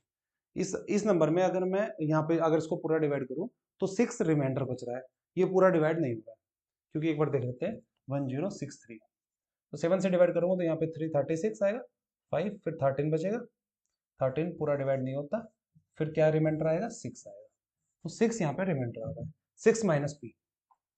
ठीक है, तो 6 माइनस पी था, मतलब ऐसे लिख सकता हूँ इसको 1057 प्लस 6 माइनस पी, ऐसे लिख सकता हूँ उसको। तो 1057 पूरा डिवाइड हो रहा है, तो इस नंबर को डिवाइड होने के लिए 6 माइनस पी को भी 7 से डिवाइड होना पड़ेगा, और 6 माइनस पी 7 से कब डिवाइड होगा, पी की जगह क्या आना चाहिए, 6 आना चाहिए। अगर पी की जगह 6 है तो 6 माइनस 6 दैट इज 0, 0 7 से डिवाइड होता है। ठीक है, अगर इसकी जगह कुछ भी नंबर होगा, 1 2 कुछ भी होगा, तो यहाँ पे कितना 4 5 समथिंग आ जाएगा, वो 7 से पूरा डिवाइड नहीं होगा। तो सिर्फ एक पॉसिबिलिटी मेरे पास क्या है, पी की जगह 6 आना चाहिए। और 1063 को मैं ऐसे क्यों लिख सकता हूँ, क्योंकि 10763 था मेरे पास, इसको लिख सकता हूँ 1057 प्लस 6, क्योंकि इसको इसमें ऐड करने के बाद मेरे पास 1063 आ रहा है, और इसको ये पूरा पूरा डिवाइड हो रहा है, कोई नंबर x प्लस वाई किसी भी नंबर से डिवाइड हो रहा है 7 से, तो x भी डिवाइड होना चाहिए और y भी डिवाइड होना चाहिए, यही होना चाहिए ना। यहाँ पे x डिवाइड हो रहा है, y डिवाइड देखना है हमें, तो 6 माइनस पी डिवाइड हमें करना था, तो 6 माइनस पी डिवाइड कब होगा, जब p की वैल्यू कितनी होगी, 6 के बराबर, तो आंसर आ गया 6। ठीक है, नेक्स्ट क्वेश्चन देखते हैं। ठीक है, तो अभी नेक्स्ट क्वेश्चन देखते हैं। तो ये क्या कह रहा है कि x सेड टू y, तो x ने y को क्या कहा कि at the time of your birth I was twice as old as you are at the present, कि मानो अगर y की एज अभी कुछ y ईयर है, y की एज कितनी है अभी, y ईयर है, तो इसके बर्थ के टाइम पे इसकी 0 होगी, मतलब y साल पहले, टाइम कितना पहले चला गया, y years before, y years before चला गया, तो इसकी एज कितनी थी x की, उसके 2 टाइम्स थी जितनी इसकी अभी है, अभी इसकी y है, तो उसकी एज x की कितनी थी, 2y थी उस टाइम, और अभी टाइम कितना हो गया, y ईयर्स और बढ़ गए, तो अभी उसकी एज कितनी है, 3y। ठीक है, x की एज कितनी है, 3y है, y की एज कितनी है, y, ये हो गया। If the present age of x is 42 years, x की प्रेजेंट एज कितनी है, 42 ईयर, और 42 किसके बराबर होगा, 3y की। ठीक है, तो यहां से y की वैल्यू कितनी आ जाएगी हमारी, 14 ईयर्स, y की वैल्यू आ गई हमारे पास 14 ईयर्स। तो आगे क्या कह रहा है कि कंसीडर करना है फॉलोइंग स्टेटमेंट्स, तो ये क्या है, 8 ईयर्स एगो, 8 साल पहले y की एज कितनी थी, 8 साल पहले 6 ईयर, 14 माइनस 8, तो y की उस टाइम कितनी होगी, 6 होगी। x की कितनी होगी, x की अभी 42 है, तो 8 साल पहले कितनी होगी, 34। ठीक है, तो 42 में से 8 माइनस करेंगे, कितनी होगी, 34। ये क्या कह रहा है कि 8 years ago the age of x was 5 times the age of y, तो y की एज 6 है, इसका 5 टाइम्स कितना होगा, 30, तो ये दोनों बराबर हो गए, 30 और 34 नहीं बराबर है, तो पहला स्टेटमेंट क्या हमारा गलत हो जाएगा। आफ्टर 14 ईयर्स, आज से 14 ईयर्स के बाद में, तो 14 ईयर्स के बाद में x की एज कितनी हो जाएगी, 42 प्लस 14 दैट इज 56, x की कितनी हो जाएगी, 56, y की कितनी हो जाएगी, y की अभी 14 है, और कितने 14 ईयर्स बाद, तो 14 प्लस 14 दैट इज 28, y की कितनी हो जाएगी, 28 ईयर हो जाएगी, दोनों आ गए हमारे पास यहां से निकल के। तो ये क्या कह रहा है कि after 14 years the age of x would be 2 times the age of y, तो x की एज y की एज से 2 टाइम्स हो जाएगी, तो y का ट्वाइस करेंगे दैट इज 28 को 2 से मल्टीप्लाई करेंगे तो हमारे पास क्या आएगा, 56। तो ये सही है स्टेटमेंट, ये स्टेटमेंट जो कह रही है कि 2 टाइम्स हो जाएगी, तो सही है स्टेटमेंट। तो इसका आंसर क्या होगा, which of the following statement is are correct. Question को करने से पहले हमें ये देखना है कि उसने करेक्ट पूछा है या नॉट करेक्ट पूछा है, और नॉट करेक्ट अगर पूछा है तो उसको आपको सर्कल कर देना कीवर्ड को, जो भी कीवर्ड है। तो आंसर क्या होगा हमारा, सेकंड स्टेटमेंट हमारी सही थी, आंसर बी होगा। नेक्स्ट करते हैं। ये क्या कह रहा है कि हमारे पास एक सर्टेन नंबर है, उसको मल्टीप्लाई किया हमने किससे, 7 से, तो 7 से मल्टीप्लाई करने के बाद जो रिजल्ट आता है, जो हमारा प्रोडक्ट आएगा वो क्या है, 111 इस टाइप से आएगा, मतलब कोई भी नंबर था एक्स वाई जेड, इसको हमने किससे मल्टीप्लाई किया, 7 से, और मल्टीप्लाई करने के बाद हमारे पास कुछ ऐसा ऐसा कुछ नंबर आएगा। ठीक है, what is the smallest such number, तो इनमें से ऐसा सबसे छोटा नंबर कौन सा होगा। सबसे पहले बात कि अगर हम 7 से किसी चीज को मल्टीप्लाई कर रहे हो और यहाँ पे 1 आ रहा है, तो 7 के टेबल में 1 कब आएगा, 7 3 जा 21, तो 21 1 आ रहा है बाद में, अगर 7 को 3 से मल्टीप्लाई करेंगे 21 आ रहा है, तो 1 यहाँ पे लिखेंगे और 2 फिर क्या आ जाएगा हमारे पास, कैरी का आ जाएगा, 2 पर लिखेंगे। तो यहाँ पे जेड की जगह कहीं ना कहीं 3 है। ओके, अब 2 यहाँ पे कैरी आ गया और फिर 7 को कुछ चीज से मल्टीप्लाई करके फिर से हमारे पास 2 आ रहा है। इसका मतलब इसमें मल्टीप्लाई करने के बाद हमारे पास क्या है, 9 ऐसे कुछ नंबर आएगा। तो 7 के टेबल में ऐसे 9 कब आएगा, जब हम 7 को 7 से मल्टीप्लाई करेंगे तो क्या आएगा 49, 49 प्लस 2 दैट इज 51, यही एक केस बनेगा। तो यहाँ पे क्या होना चाहिए, y की जगह 7 होना चाहिए, 7 होना चाहिए। तब हमारे पास क्या आ गया यहाँ पे 51, तो 1 आ गया, 5 फिर से कैरी आ गया। अब किस नंबर में हम मल्टीप्लाई करेंगे और 5 ऐड करेंगे, फिर से हमारे पास क्या है 1 1 आना चाहिए। कौन सा ऐसा नंबर होगा, तो यहाँ पे क्या आना चाहिए फिर हमारा 6 आना चाहिए, 6 आना चाहिए। अब 7 के टेबल में 6 कब आता है, एंड में 6 कब आएगा, 1 प्लेस पे। 7 8 जो 56, 7 को अगर 8 से मल्टीप्लाई करेंगे तो हमारा क्या आएगा 56, और 56 में 5 ऐड करेंगे तो क्या आएगा 61, मतलब फिर से 1 आ गया, 1 आ गया। तो यहाँ पे एलसीएम क्या आना चाहिए, यहाँ पे कैरी कितना आ जाएगा 6, तो नंबर किससे मल्टीप्लाई किया था, 8 से मल्टीप्लाई किया था। अब ऐसा किस नंबर में फिर से मल्टीप्लाई करें कि हमारे पास फिर से 1 1 आए, तो किस नंबर में मल्टीप्लाई करेंगे। अच्छा, यहां से हम देख सकते हैं कि लास्ट 3 डिजिट हमारे पास आ गई 873, इस तरीके से 3 डिजिट आ गई और ये किसी में भी नहीं है, तो आंसर क्या होना चाहिए, इसका डी ऑप्शन होना चाहिए। लेकिन फिर भी इसको सोल्व करके देखते हैं। 6 हमने एलसीएम लिया तो कहीं ना कहीं लास्ट की डिजिट क्या होनी चाहिए, 5 होनी चाहिए। और हम अगर 7 के टेबल में 5 देखेंगे तो क्या आता है, 7 5 जा 35 आता है, 7 5 जा क्या आएगा 35 आता है। 6 ऐड करेंगे तो 45 41, और 41 में फिर 1 आ जाएगा, अब की बार कैरी किया 4 आएगा, ठीक है। तो यहाँ पे कौन सा नंबर आ गया, 7 5 जा 35। अब हमारे पास कैरी 4 है, यहाँ पे हमको क्या क्या लेके आना है, 1 1 लेके आना है। तो 7 1 जा 7 और 4 ऐड करेंगे तो कितना आएगा, कितना आएगा 11 आएगा। तो यही हमें चाहिए था इस तरीके से, तो यहाँ पे क्या नंबर होगा 1, तो आंसर क्या होना चाहिए 15873, तो यही है डी ऑप्शन, तो ये हमारा आंसर होगा। नेक्स्ट क्वेश्चन देखते हैं। इसमें क्या है कि 7/8 जो वर्क है हमारा, उसको कितने टाइम में कंप्लीट किया है, 21 दिन में खत्म किया है। 7/8 को कितने टाइम में कंप्लीट किया है, 21 डेज में। तो अब बताना है कि एक वर्क, वो पूरा वर्क कितने टाइम में कंप्लीट होगा। तो 7, अगर 7/8 21 दिन में हो रहा है तो वन वर्क पूरा कितने दिन में होगा, 8 × 21/7। ये दिखाया था हमने सोल्व करके पिछले, मतलब पिछले पीवाईक्यूज में हमने देखा था कि 8 की साइड मल्टीप्लाई होती है, 7 से डिवाइड होता है। मान लो अगर उसने 1/3 वर्क को 20 दिन में किया तो पूरे काम को कितने टाइम में करेगा, तो 3 से मल्टीप्लाई हो जाएगी, तो ये कितना 60 डेज में। वैसे भी सोच सकते हो कि अगर 60 दिन में वो पूरा काम कर रहा है तो आधा काम कितने टाइम में करेगा, 30 डेज में, तो 2 से डिवाइड करेंगे हाफ के लिए। और 1/3 कितने टाइम में करेगा, तो 60 को 3 से डिवाइड करेंगे, ठीक है। तो यहां से हम निकाल सकते हैं कि पूरा काम कितने टाइम में करेगा। अब उस पूरे वर्क को वो कितने टाइम में करेगा, 8 × 21/7, तो 7 से 21 कट जाएगा 3, कितना 24 डेज में उस काम को पूरा करेगा। कितने डेज में पूरा करेगा, 24 डेज में। फिर कह रहा है कि how many more days will it take him to finish the job if the quantum of work is further increased by 50%। अभी क्या है कि एक काम को करने में 24 दिन लग रहे थे, अब इस काम का आधा और बढ़ा दिया गया, पूरा नहीं बढ़ाया, आधा काम और बढ़ाया। तो आधा काम को करने में कितना टाइम लगेगा, अगर 24 पूरे काम को करने में लग रहा है तो आधे काम को करने में कितना टाइम लगेगा, 24 को 2 से डिवाइड करेंगे तो 12 दिन लगेंगे। अब हमने 1.5 वर्क करना है, मतलब 1.5 वर्क करना है, 1.5 टाइम्स ऑफ दैट वर्क पूरा करना है, तो उसके लिए हमारे पास कितने नंबर ऑफ डेज लग रहे हैं, 24 + 12 दैट इज 36 डेज लग रहे हैं। 36 डेज में वो काम पूरा हो जाएगा। अभी उसने कितने दिन काम कर चुका, वो 21 डेज ऑलरेडी काम कर चुका है, तो कितने और दिन लगेंगे, तो 36 में से 21 को माइनस करेंगे तो हमारे पास क्या आएगा 15 आएगा, तो 15 डेज उसको और लगेंगे उस पूरे काम को करने में। आंसर क्या होगा इसका 15, D option. There are 3 points P Q R, हमारे पास क्या है 3 पॉइंट्स है पी क्यू आर, ठीक है। एक स्ट्रेट लाइन पे, ये पूरी एक लाइन है, इस पे 3 पॉइंट्स हो गए P Q are, such that P Q और क्यू आर का रेशियो क्या है, पी क्यू और क्यू आर का रेशियो क्या है 3:5। क्या रेशियो है 3:5, मतलब क्यू डिवाइड्स कर रहा है पी आर को 3:5 में इसमें। लेकिन ऐसा भी हो सकता है, अब इसने पी क्यू आर बताया नहीं कि एक सीक्वेंस में पी क्यू आर बाहर भी हो सकता है अंदर भी हो सकता है।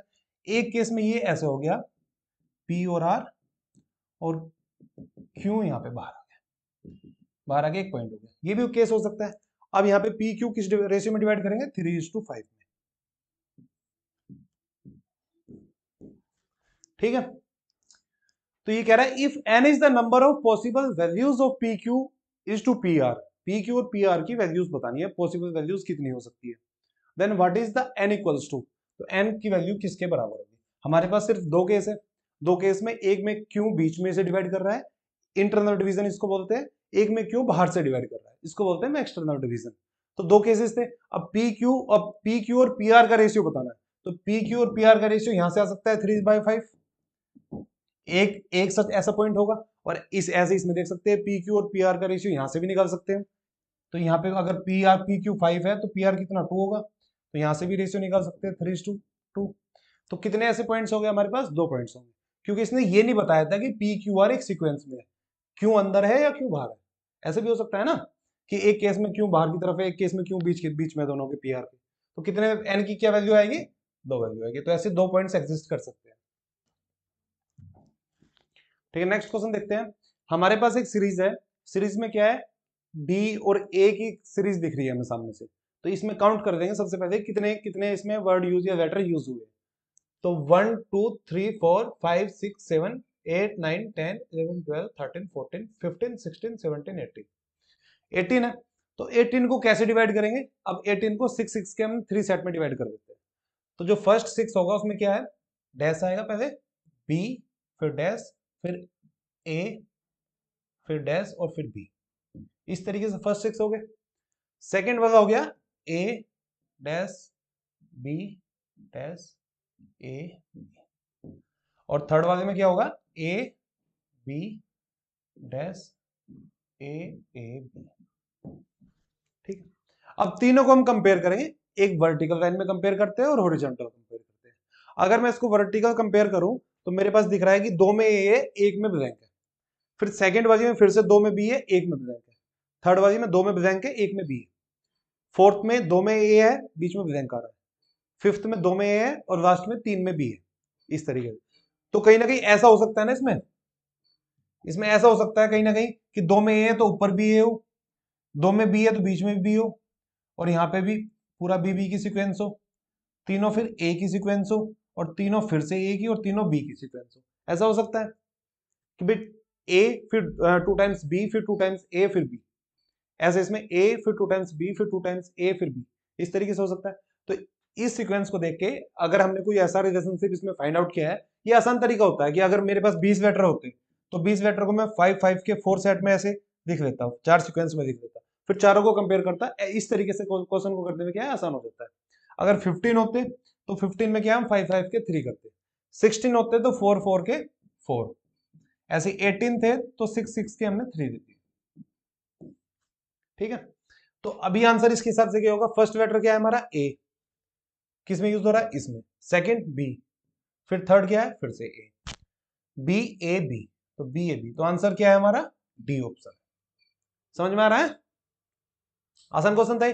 ऐसे क्वेश्चन देखने में डिफिकल्ट लग सकता है, लेकिन बहुत कम टाइम में ये सोल्व होगा, और क्या है कि कॉन्फिडेंस बूस्ट अप करेगा। मतलब 2.5 मार्क्स इस क्वेश्चन में पक्का होते हैं 100%। तो इस क्वेश्चन में आपको छोड़ना नहीं है। ठीक है, इस तरीके से प्रोसीड करना है जैसे अभी किया था हमने।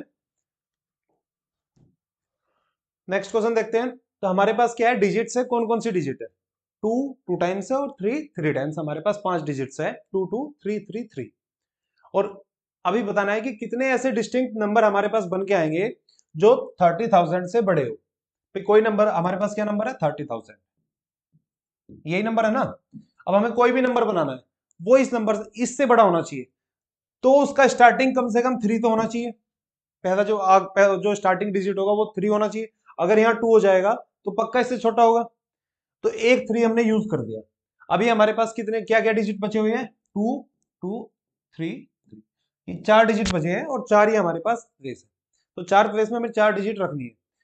तो 4 डिजिट को रखने का 4 प्लेस में कितने तरीके होते हैं, कितने तरीके होंगे, 4 फैक्टोरियल। और अभी क्या है, 2 2 टाइम्स है, नंबर क्या है, डिस्टिंक्ट बनाने हैं। भाई एक केस में ये पहले वाला 2 यहाँ पे आ गया और दूसरे वाला 2 यहाँ पे आ गया, और एक केस में क्या है कि ये दूसरे वाला 2 पहले आ गया और पहले वाला बाद में आ गया। तो ये दोनों नंबर 322 और 322 दोनों नंबर तो दोनों सेम ही है ना, तो नंबर डिस्टिंक्ट नहीं बन पाएंगे, क्योंकि हमारे पास क्या है, 2 आइडेंटिकल है और 3 भी आइडेंटिकल है। तो सबसे पहले तो हमने 4 डिजिट को लेके इन 4 प्लेस पे रखने के तरीके निकाल दिए, कितना होगा 4 फैक्टोरियल। ठीक है, अब क्या हमारे पास 2 रिपीट था 2 टाइम्स, तो इसको मैं क्या कर सकता हूँ, 2 फैक्टोरियल से डिवाइड कर सकता हूँ, क्योंकि आइडेंटिकल को हमें हटा देना, जो दो एक जैसे हैं उनको हटा देना। फिर 3 भी 2 टाइम्स था, वो भी आइडेंटिकल है, फिर से हमें किससे डिवाइड करना है, 2 फैक्टोरियल से, क्योंकि 3 कितने टाइम्स है, 2 बार है, 2 बार है ना। तो 2 बार अगर 3 इस तरीके से है कोई नंबर, और मैंने ऐसे नंबरिंग कर दी 1 2 3 4, तो ये जो थर्ड वाली डिजिट है ये मैंने यहाँ पे लिख दी, और जो फोर्थ वाली डिजिट है वो यहाँ पे लिख दी। लेकिन एक केस ऐसा होगा कि ये फोर्थ वाली डिजिट मैंने पहले लिखी और ये थर्ड वाली डिजिट मैंने बाद में लिखी, ये भी एक केस हो सकता है। अब नंबर देखने में तो दोनों सेम ही है ना, आइडेंटिकल नंबर दिख रहे हैं ना, नंबर हमें चाहिए थे डिस्टिंक्ट, डिफरेंट नंबर चाहिए थे। तो नंबर डिफरेंट कब होंगे, कि एक केस में जब मैंने इन चारों को डिफरेंट माना, ऐसे कितने हमारे पास नंबर कैसे कितने तरीके से सिलेक्ट कर सकते हैं, 4 फैक्टोरियल तरीके से कर सकते हैं। अब एक केस इसी में ही कि दो बार है, 2 बार रिपीट हुआ है, तो 2 फैक्टोरियल, और 3 भी 2 टाइम्स रिपीट हुआ है, 2 बार रिपीट हुआ है, तो फिर से हम 2 फैक्टोरियल से फिर से डिवाइड करें। तो आंसर क्या आएगा, 4 फैक्टोरियल क्या होता है हमारा 24, और 2 फैक्टोरियल क्या होता है 2 इंटू 2, तो ये कितना आ जाएगा मेरे पास 6। तो आंसर क्या होना चाहिए, कितने ऐसे नंबर बनेंगे, 6 नंबर बनेंगे। आंसर क्या होगा इसका 6। इसमें क्या है कि हमारे पास कंसिडर द फॉलोइंग स्टेटमेंट, अब स्टेटमेंट देखते हैं हम, 2 स्टेटमेंट गिवन है तो उनको एनालाइज करते हैं कि वो क्या कह रहे हैं। सम ऑफ 5 कंसेक्यूटिव इंटीजर, कितना है सम, 5 कंसेक्यूटिव इंटीजर्स का 100 है, तो क्या ये पॉसिबल है कि 5 कंसेक्यूटिव नंबर का सम कितने किसके बराबर आ रहा है, 100 के बराबर आ रहा है। तो सबसे पहले कोई ऐसा नंबर देखते हैं जो 100 को डिवाइड करता है और वो 5 टाइम्स डिवाइड करता है, मतलब 5 बार से डिवाइड करता है। तो ऐसा नंबर कौन सा आएगा, 100 को अगर मैं 5 से डिवाइड कर दूं तो मेरे पास क्या आ गया 20। तो कहीं ना कहीं कोई नंबर अगर ऐसा होगा तो वो 20 के ही आसपास होगा। तो मैं 20 को ऐसे लिखूं, 20 में एक ऐड करूं और एक माइनस करूं, तो 21 19, फिर से इन दोनों नंबर में एक ऐड करूं एक माइनस करूं तो क्या आएगा 22 और 18। अब इन सब नंबर को, भाई 20 तो 20 है, इन दोनों को ऐड करूं तो 40 आएगा, कि एक इसका इससे ऐड आ जाएगा, फिर से मेरे पास ये भी 20 बन जाएगा, ये भी 20 बन जाएगा। ऐसे ही हमारे पास 22 है, तो इसका 2 मैं यहां पे लिखूंगा तो ये भी 20 और ये भी 20 बन जाएगा। तो 20 के 5 सेट बन गए हमारे पास, 5 सेट बन गए, तो 5 नंबर कौन कौन से हैं, 18 19 20 21 22 बन गए, ये इसका आंसर होगा। तो ये क्या कह रहा है कि सम ऑफ 5 कंसेक्यूटिव इंटीजर कितना 100, तो ये पॉसिबल है, और वो 5 नंबर कौन से होंगे, 18 19 20 21 एंड 22। और अगर मैं ऐसे ही करके देखूं कि मेरे पास क्या कोई 6 कंसेक्यूटिव नंबर का सम 120 हो सकता है, 120 एक नंबर है और 6 कंसेक्यूटिव नंबर बताने हैं, या 7 कंसेक्यूटिव नंबर बताने हैं कि क्या 7 कंसेक्यूटिव नंबर का सम 120 हो सकता है, तो मैं इसको 7 से डिवाइड करूंगा तो ये डिवाइड नहीं होगा, तो इसका आंसर नहीं आएगा। ऐसे अगर 140 होता तो 140 को 7 से डिवाइड करूंगा तो कितना आएगा 20 आएगा। तो अब 20 में से 3 सेट बनाने, मतलब 20 21 और यहाँ पे 19, 22 और यहाँ पे 18, 23 और यहाँ पे 17।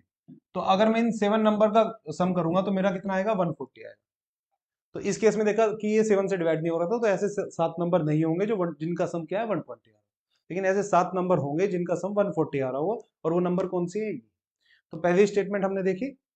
एक तरीका और है कि मान लो अगर इसमें कंसेक्यूटिव इंटीजर पूछा है, तो कोई भी एक इंटीजर मैंने n मान लिया, तो कंसेक्यूटिव इंटीजर नेक्स्ट इंटीजर कौन सा होगा, n+1 होगा, फिर नेक्स्ट इंटीजर कौन सा होगा, n+2 होगा।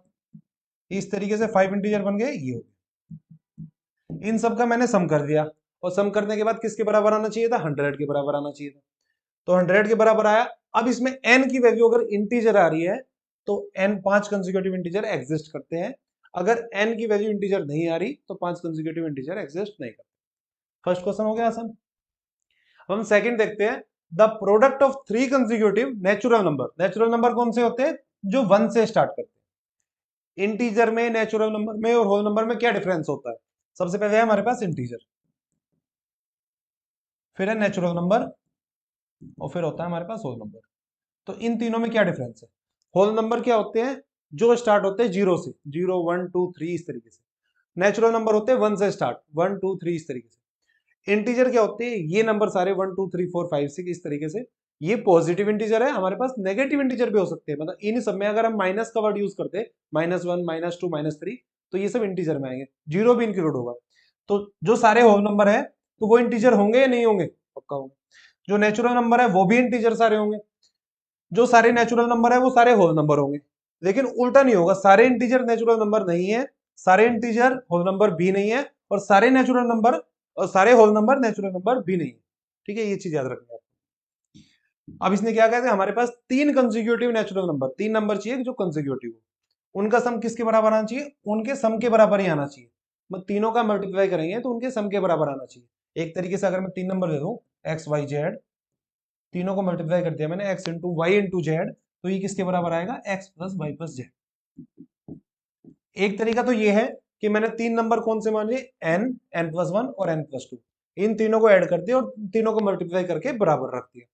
ठीक है, एक में सिंपल तरीका देखते हैं कि सबसे छोटे नेचुरल नंबर कौन से होते हैं? 1 2 एंड 3, 1 2 एंड 3, तीनों को मल्टीप्लाई करूंगा तो क्या आएगा मेरे पास? 6 आएगा।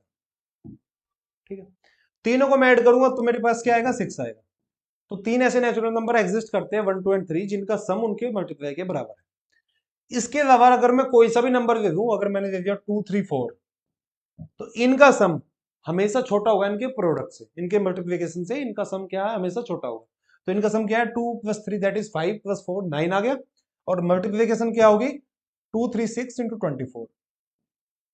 तो इसमें 9 क्या? हमेशा छोटा है। मतलब कोई भी नंबर अगर 1 2 3 के अलावा हम तीन कंसेक्यूटिव नंबर देंगे तो उनका जो मल्टीप्लीकेशन हो वो हमेशा बड़ा होगा उनके सम से। ठीक है, ये चीज याद रखनी है। तो इसमें क्या, दोनों स्टेटमेंट क्या है? सही। आंसर क्या होगा इसका? Both 1 and 2। ठीक है, नेक्स्ट क्वेश्चन देखते हैं।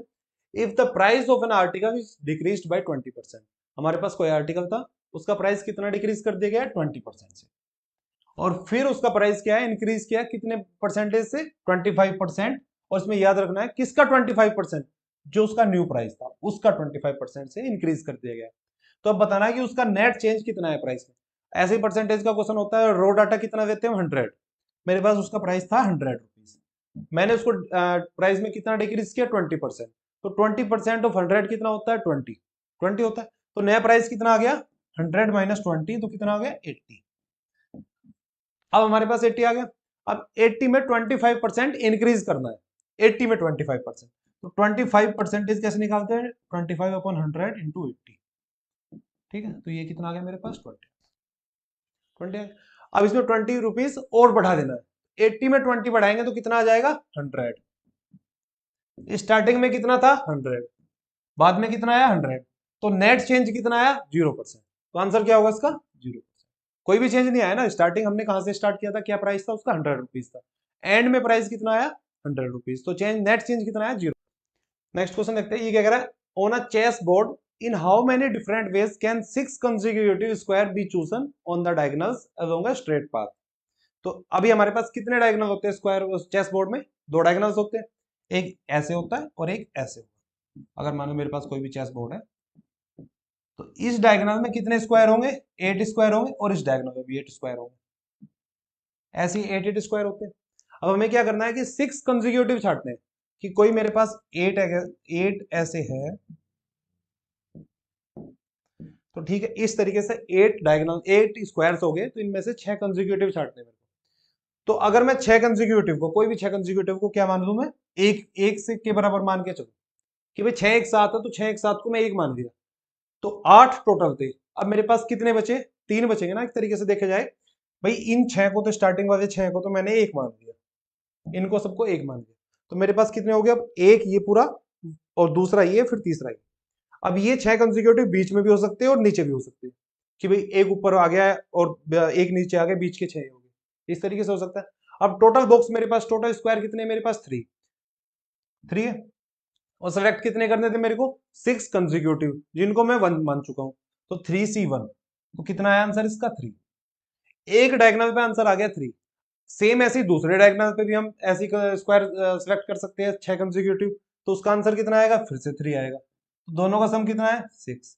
तो कितने तरीके से हम स्क्वायर सेलेक्ट कर सकते हैं? 6 कंसेक्यूटिव स्क्वायर सेलेक्ट कर सकते हैं 6 तरीके से। तो आंसर क्या है इसका? 6। नेक्स्ट क्वेश्चन देखते हैं।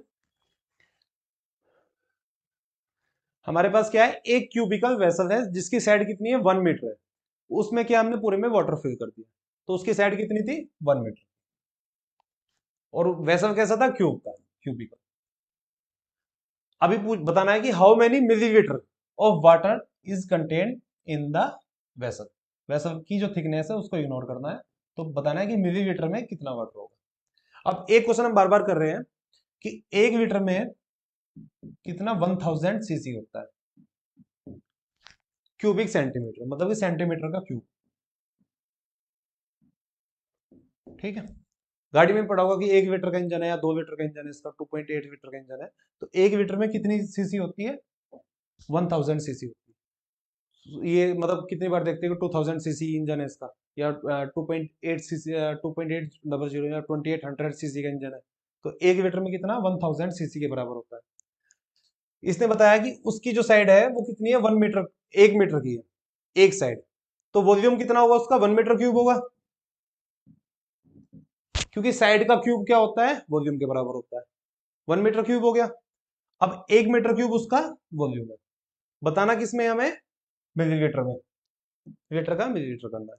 अब मीटर में कितने सेंटीमीटर होते हैं, 1 मीटर में कितने सेंटीमीटर होंगे, 100, तो 100 का क्यूब, 100 का क्यूब कर सकता हूं मैं, तो ये कितना आ गया मेरे पास, इतना सेंटीमीटर क्यूब। ठीक है, अब मैं इसको कन्वर्ट करता हूं किसमें, लीटर में कन्वर्ट करता हूं। 1000 सीसी में कितने लीटर थे, 1, तो इतने में, इतने सीसी में, इतने सेंटीमीटर क्यूब में कितने लीटर होंगे, 1000 लीटर होंगे, 1000 लीटर होंगे, देख सकते हैं ना यहां से, तो 1000 लीटर हो गया मेरे पास। अब 1 लीटर में कितने मिलीलीटर होते हैं, कन्वर्जन यहां से देखा था ना हमने, मिली, सेंटी, डेसी, ये फिर यूनिट, डेका, हेक्टा, किलो। ठीक है, तो 1 लीटर में कितने मिलीलीटर है, 1000, 1000 होंगे, तो इसको मैं कर सकता हूं 1000 इंटू 1000, तो ये कितना आंसर आ जाएगा मेरे पास, इतने मिलीलीटर, डी ऑप्शन। ठीक है, नेक्स्ट क्वेश्चन देखते हैं। इसमें सिर्फ क्या है कि हमें ये सिर्फ याद होना चाहिए कि 1 लीटर में कितना 1000 सीसी होता है, सेंटीमीटर क्यूब होता है, सीसी का मतलब होता है सेंटीमीटर का क्यूब, क्यूबिक सेंटीमीटर जिसको बोलते हैं, और 1 मीटर में 100, यहां से हमने मीटर देख सकते हैं, यहाँ पे यूनिट होगी मीटर। 1 मीटर में कितने 100 सेंटीमीटर, 1 मीटर में कितने डेसीमीटर, 10 डेसीमीटर, 1 मीटर में कितने मिली मीटर, 1000 मिलीमीटर। तो इस तरीके से कर सकते हैं, अगर ये टेबल याद है आपको तो ये फिर आसान था क्वेश्चन, कुछ नहीं था इसमें, मतलब सिंपल क्वेश्चन है, तो इसको कर सकते हैं आसानी से। नेक्स्ट क्वेश्चन देखते हैं। नेक्स्ट क्वेश्चन देखते हैं, क्या कह रहा है कि हमारे पास क्या है, 6 पर्सन है, उनको अरेंज कर दिया गया है एक रो में, 6 पर्सन को एक रो में अरेंज कर दिया। अभी एक नेक्स्ट एक अनदर पर्सन आएगा, तो वो क्या है, हैंडशेक करेगा सबसे, तो हैंडशेक किससे करेगा, 3 पर्सन से हैंडशेक करेगा, और 3 पर्सन से ऐसे हैंडशेक करेगा कि कोई भी 2 पर्सन आपस में कंसेक्यूटिव नहीं होने चाहिए। माना अगर उसने इससे हैंडशेक किया है तो वो इससे नहीं करेगा, फिर इससे कर सकता है, और अगर इससे किया तो फिर इससे नहीं करेगा। तो इस तरीके से उसे क्या है कि 3 पर्सन से हैंडशेक करना है। In how many distinct possible combination can the handshake take place, तो हैंडशेक कितने तरीके से वो कर सकता है। तो मैं केस ले लेता हूं कि मानो इसने अगर इससे किया तो वो इससे नहीं करेगा, फिर इससे किया तो इससे नहीं करेगा, इससे अगर उसने नहीं करा तो इन दोनों में से किसी से भी कर सकता है। तो मेरे पास इन 2 पर्सन से तो वो नहीं करेगा, तो कितने पर्सन मेरे पास बचे, 4 बचे, 4 पर्सन बचे। अब 4 में से कितने के साथ करना है, 3 के साथ करना है। ठीक है, तो कितने तरीके हो गए मेरे पास, 4C3 का 4, तो आंसर क्या आ गया इसका, 4 आएगा। ये क्वेश्चन भी सिंपल है। तो परम्यूटेशन एंड कॉम्बिनेशन के क्वेश्चंस देखने में बड़ा डिफिकल्ट होता है, लेकिन क्या है कि सिंपल है, आपको एक अंडरस्टैंडिंग या क्लैरिटी रखनी है कि आपने एक बार ऐसे 6 पर्सन को अरेंज किया, 6 में से अगर उसने इसके साथ हैंडशेक किया तो वो इसके साथ नहीं करेगा, फिर इसके साथ किया तो इसके साथ नहीं करेगा। ऐसे ही अब दूसरा केस, अगर इसने इसके साथ नहीं किया, इसके साथ कर दिया, तो अब वो इसके साथ भी नहीं करेगा और इसके साथ भी नहीं करेगा। ठीक है, फिर अगर उसने इसके साथ कर दिया तो फिर इसके साथ नहीं करेगा, इसके साथ करेगा। ठीक है, तो इस तरीके से अभी हमारे पास क्या 4 पर्सन थे, 4 पर्सन बचे थे दो, हमने क्या एक्सक्लूड कर दिया था। और जब 4% थे हमारे पास, तो 4 में से हमें कितने सिलेक्ट करने हैं, 3 सिलेक्ट करने थे। तो 4 में से 3 को सिलेक्ट करने का कितने तरीके हो गए, 4C3। तो आंसर क्या होगा इसका, 4C3 क्या होता है, 4 फैक्टोरियल अपॉन 3 फैक्टोरियल। तो आंसर क्या आ गया इसका, 4। नेक्स्ट क्वेश्चन देखते हैं कि amount of money was distributed among ABC, ABC के बीच में कुछ अमाउंट क्या है, डिस्ट्रीब्यूट किया गया। तो किस रेशियो में क्या डिस्ट्रीब्यूट किया गया है, पी क्यू आर के रेशियो में उसको डिस्ट्रीब्यूट कर दिया गया। तो अभी हमारे पास दो स्टेटमेंट है। फर्स्ट क्या है कि A gets the maximum share if P is greater than Q plus R. P क्या है, क्यू प्लस आर से बड़ा है, तो ए का शेयर मैक्सिमम होगा। हमारे पास अगर कोई अमाउंट है 100 है और इसको डिवाइड कर दिया गया है 1:2:3 रेशियो में, 1:2:3 में, अगर ऐसे डिवाइड कर दिया गया है, और फर्स्ट केस में क्या है, P greater than Q plus R, तो कहीं ना कहीं रेशियो इस तरीके से हो गया 4:1:2, इस तरीके से कोई रेशियो है हमारे पास। ठीक है, तो इस अमाउंट में हमने कोई डिस्ट्रीब्यूशन किया है, उसका कोई भी अमाउंट था 100 रुपीज, उसको ऐसे डिस्ट्रीब्यूट किया है। तो इसमें पी, जो पी की वैल्यू क्या है 5 मान ली हमने, सपोज किया है, और क्यू प्लस आर कितना है 1+2 दैट इज 3, तो 3 से बड़ा है 5। तो ये स्टेटमेंट यही है ना, तो ये हमने एक कंडीशन मान ली। तो इसमें अगर मैं इसको मान लू 5K plus 1K plus 2K, that is total कितना है 8K। 8K किसके बराबर है, 100 के बराबर। तो यहां से K की वैल्यू क्या आ जाएगी मेरे पास, 12.5। और P का शेयर कितना है 5 times of K, that is 62.5 rupees.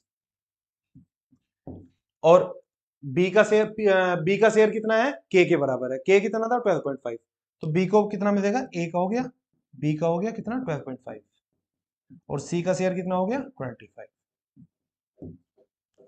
ये कंडीशन थी हमारे पास। तो A gets the maximum share, अगर P किससे बड़ा है, Q प्लस R से बड़ा है, तो हमने देखा कि यहाँ पे P Q और R से बड़ा है, तो A का शेयर क्या है, सबसे ज्यादा है, मैक्सिमम है। A का शेयर B से बड़ा है और C से बड़ा है, देख सकते हैं हम, इवन इन दोनों के एडिशन से भी बड़ा है, तो A का बड़ा होगा। तो ये क्या है आंसर, फर्स्ट स्टेटमेंट क्या है हमारी सही। C gets the minimum share if R is less than P plus Q। R क्या है, P प्लस Q से, P प्लस Q से R क्या है, सबसे छोटा है, तो P प्लस Q कितना 6, R कितना 2, तो 2 छोटा है P प्लस Q से। ठीक है, तो ये कह रहा है कि मिनिमम शेयर होगा C का। तो इस केस में क्या है, मिनिमम शेयर किसका है, B का, C का नहीं है। लेकिन ये स्टेटमेंट सेटिस्फाई कर रहे थे, इसको सेटिस्फाई करने के बाद B का, C का जो शेयर है वो मिनिमम नहीं है, तो सेकंड स्टेटमेंट क्या है, गलत होगी। तो आंसर क्या होना चाहिए इसका, 1 होगा। नेक्स्ट क्वेश्चन क्या है कि Jay and Vijay they spend equal amount of money to buy some pens and some pencils of the same quality from the same store. कि दो आदमी थे, कौन कौन थे, जय और विजय। अमाउंट दोनों के पास बराबर था, दोनों के पास बराबर के पैसे थे। अभी क्या है कि उन्होंने कुछ पेन और पेंसिल्स खरीदी है एक ही स्टोर से, और एक ही क्वालिटी की पेन पेंसिल खरीदी है। जय ने क्या खरीदा, 3 पेन और 5 पेंसिल्स, और विजय ने क्या, 2 पेन और 7 पेंसिल। तो अभी बताना है कि इनमें से कौन सा स्टेटमेंट सही है, गलत है। तो अभी क्या, पेन की अमाउंट मान लो अगर आप एक्स था और पेंसिल का अमाउंट कितना था, वाई था, तो जय ने कितना अमाउंट स्पेंड किया, 3 times of pen that is X, इतने रुपीज उसने पेन पे स्पेंड किए, plus 5 times of Y, Y किसका है, पेंसिल का अमाउंट है, तो जय ने इतना अमाउंट स्पेंड किया। अब विजय के पास भी इतना ही अमाउंट था, तो विजय ने कितना स्पेंड किया, दोनों बराबर होंगे ना, तो 2x प्लस 7y। तो यहां से x को मैं साइड ले आऊंगा और y वाले टर्म्स को साइड ले जाऊंगा, तो यहां से क्या आ गया मेरे पास, x इक्वल्स टू 2y। ठीक है, अब यहां से हम क्या बता सकते हैं कि जो पेन का प्राइस है वो पेंसिल के प्राइस के 2 टाइम्स है। ये स्टेटमेंट, इस स्टेटमेंट से हम यही बताएंगे ना कि भाई पेन का प्राइस क्या था, x था, तो पेन का प्राइस किसके बराबर है, 2 टाइम्स ऑफ पेंसिल के प्राइस। यही आया ना इस स्टेटमेंट से। अब देखते हैं इसमें आंसर में क्या क्या स्टेटमेंट गिवन है। Pencil cost more than a pen, तो ये स्टेटमेंट गलत हो गया। Price of pencil is equal to that of pen, ये भी नहीं है। The price of a pen is 2 times the price of a pencil, तो ये वाली स्टेटमेंट जो हमारी है वो कहां से, यही है ना स्टेटमेंट, सेम तो स्टेटमेंट जो हमने निकाला और जो इसमें गिवन है तो वो सेम है, तो आंसर यही होना चाहिए इसका, सी स्टेटमेंट। ठीक है, ठीक है, नेक्स्ट क्वेश्चन देखते हैं। तो पी ने स्कोर किया 40 मार्क्स मोर देन क्यू, तो अगर क्यू का स्कोर कितना है, एक्स मार्क्स है, तो पी का स्कोर कितना है, 40 मार्क्स ज्यादा है किससे, क्यू से। दोनों स्टेटमेंट यही है, पहले स्टेटमेंट से ये लिख सकते हैं। अभी क्या है कि if Q score 10% less marks than P, P की कंपैरिजन में क्यू के कितने 10% कम है, तो परसेंटेज कैसे निकालते हैं, 10% है, परसेंटेज कैसे निकालते हैं, कितना किस में से कम है, 40 प्लस एक्स में से एक्स माइनस, इतने मार्क्स कम है किसके कंपैरिजन में, पी के कंपैरिजन में, और किससे मल्टीप्लाई करेंगे, 100 से। ठीक है, अब यहां से एक्स हट जाएगा और इस 10 से ये 10 आ जाएगा, यहाँ पे 0 हट जाएगा, तो ऊपर आ गया 40 इंटू 10 दैट इज 400, ये किसके बराबर होगा, इसकी साइड मल्टीप्लाई हो जाएगी 40 प्लस एक्स, तो यहां से x कितना आ गया मेरे पास 360।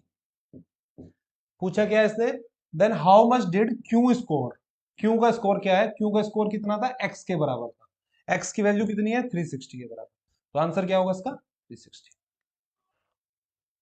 ठीक है, नेक्स्ट क्वेश्चन देखते हैं।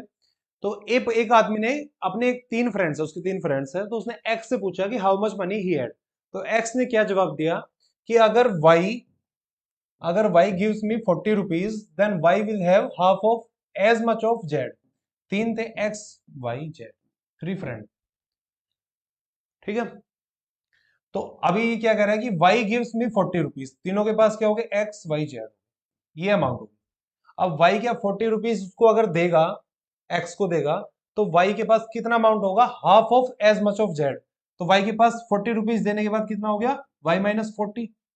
ठीक है, और ये किसके बराबर होगा, हाफ ऑफ z, तो ये हमारे पास फर्स्ट स्टेटमेंट आ गई, यहां से आ गई।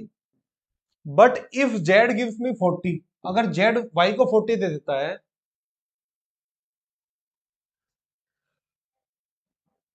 ठीक है, अगर z गिव्स मी 40, x कह रहा है कि अगर z मेरे को 40 देता है, तो then three of us will have equal amount, तो तीनों के पास क्या है, बराबर का अमाउंट होगा। अब z ने 40 इसको दिया, तो x के पास कितना हो गया, x प्लस 40, y के पास y रहेगा, और z के पास कितना हो जाएगा, z माइनस 40, और तीनों क्या है, बराबर, तीनों क्या है, बराबर है। तो यहां से मैं y की वैल्यू कितनी आ गई, y equals to Z minus 40, मैं यहां पे रख सकता हूं, तो z minus 40 minus 40 equals to half Z. ठीक है, तो z minus half Z equals to 80, तो यहां से आ गया z अपॉन 2 इक्वल्स टू 80, तो z क्या आ जाएगा 160, z की वैल्यू आ गई 160, z की वैल्यू 160 इसमें पुट करूंगा तो 160 माइनस 40, तो कितना आ गया मेरे पास 120, तो y की वैल्यू कितनी आ गई 120। अब y की वैल्यू 120 है और x प्लस 40 इक्वल्स टू 120 है, तो 40 साइड जाके माइनस होगा, तो x की वैल्यू कितनी आ गई 80। ठीक है, तो आंसर क्या होगा इसका 80, 120 और 160। तो इसने पूछा है कि what is the total amount of money that X Y और जेड है, तीनों के पास जो टोटल अमाउंट है वो कितना है, तो कितना अमाउंट है 80 प्लस 120 प्लस 160, तो ये कितना आएगा 360। आंसर क्या है इसका बी ऑप्शन। नेक्स्ट देखते हैं। ठीक है, नेक्स्ट क्वेश्चन देखते हैं। ये क्या कह रहा है कि किसी एक सर्टेन लैंग्वेज, कोई ऐसी लैंग्वेज जिसमें मैथमेटिक्स को किस कोड में लिखा जाएगा, LPSNI, मतलब इस कोड में मैथमेटिक्स को लिखा जाएगा।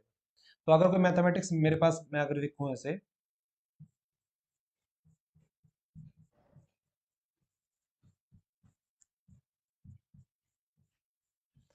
तो उसकी कोड लैंग्वेज क्या है, LBSIDN।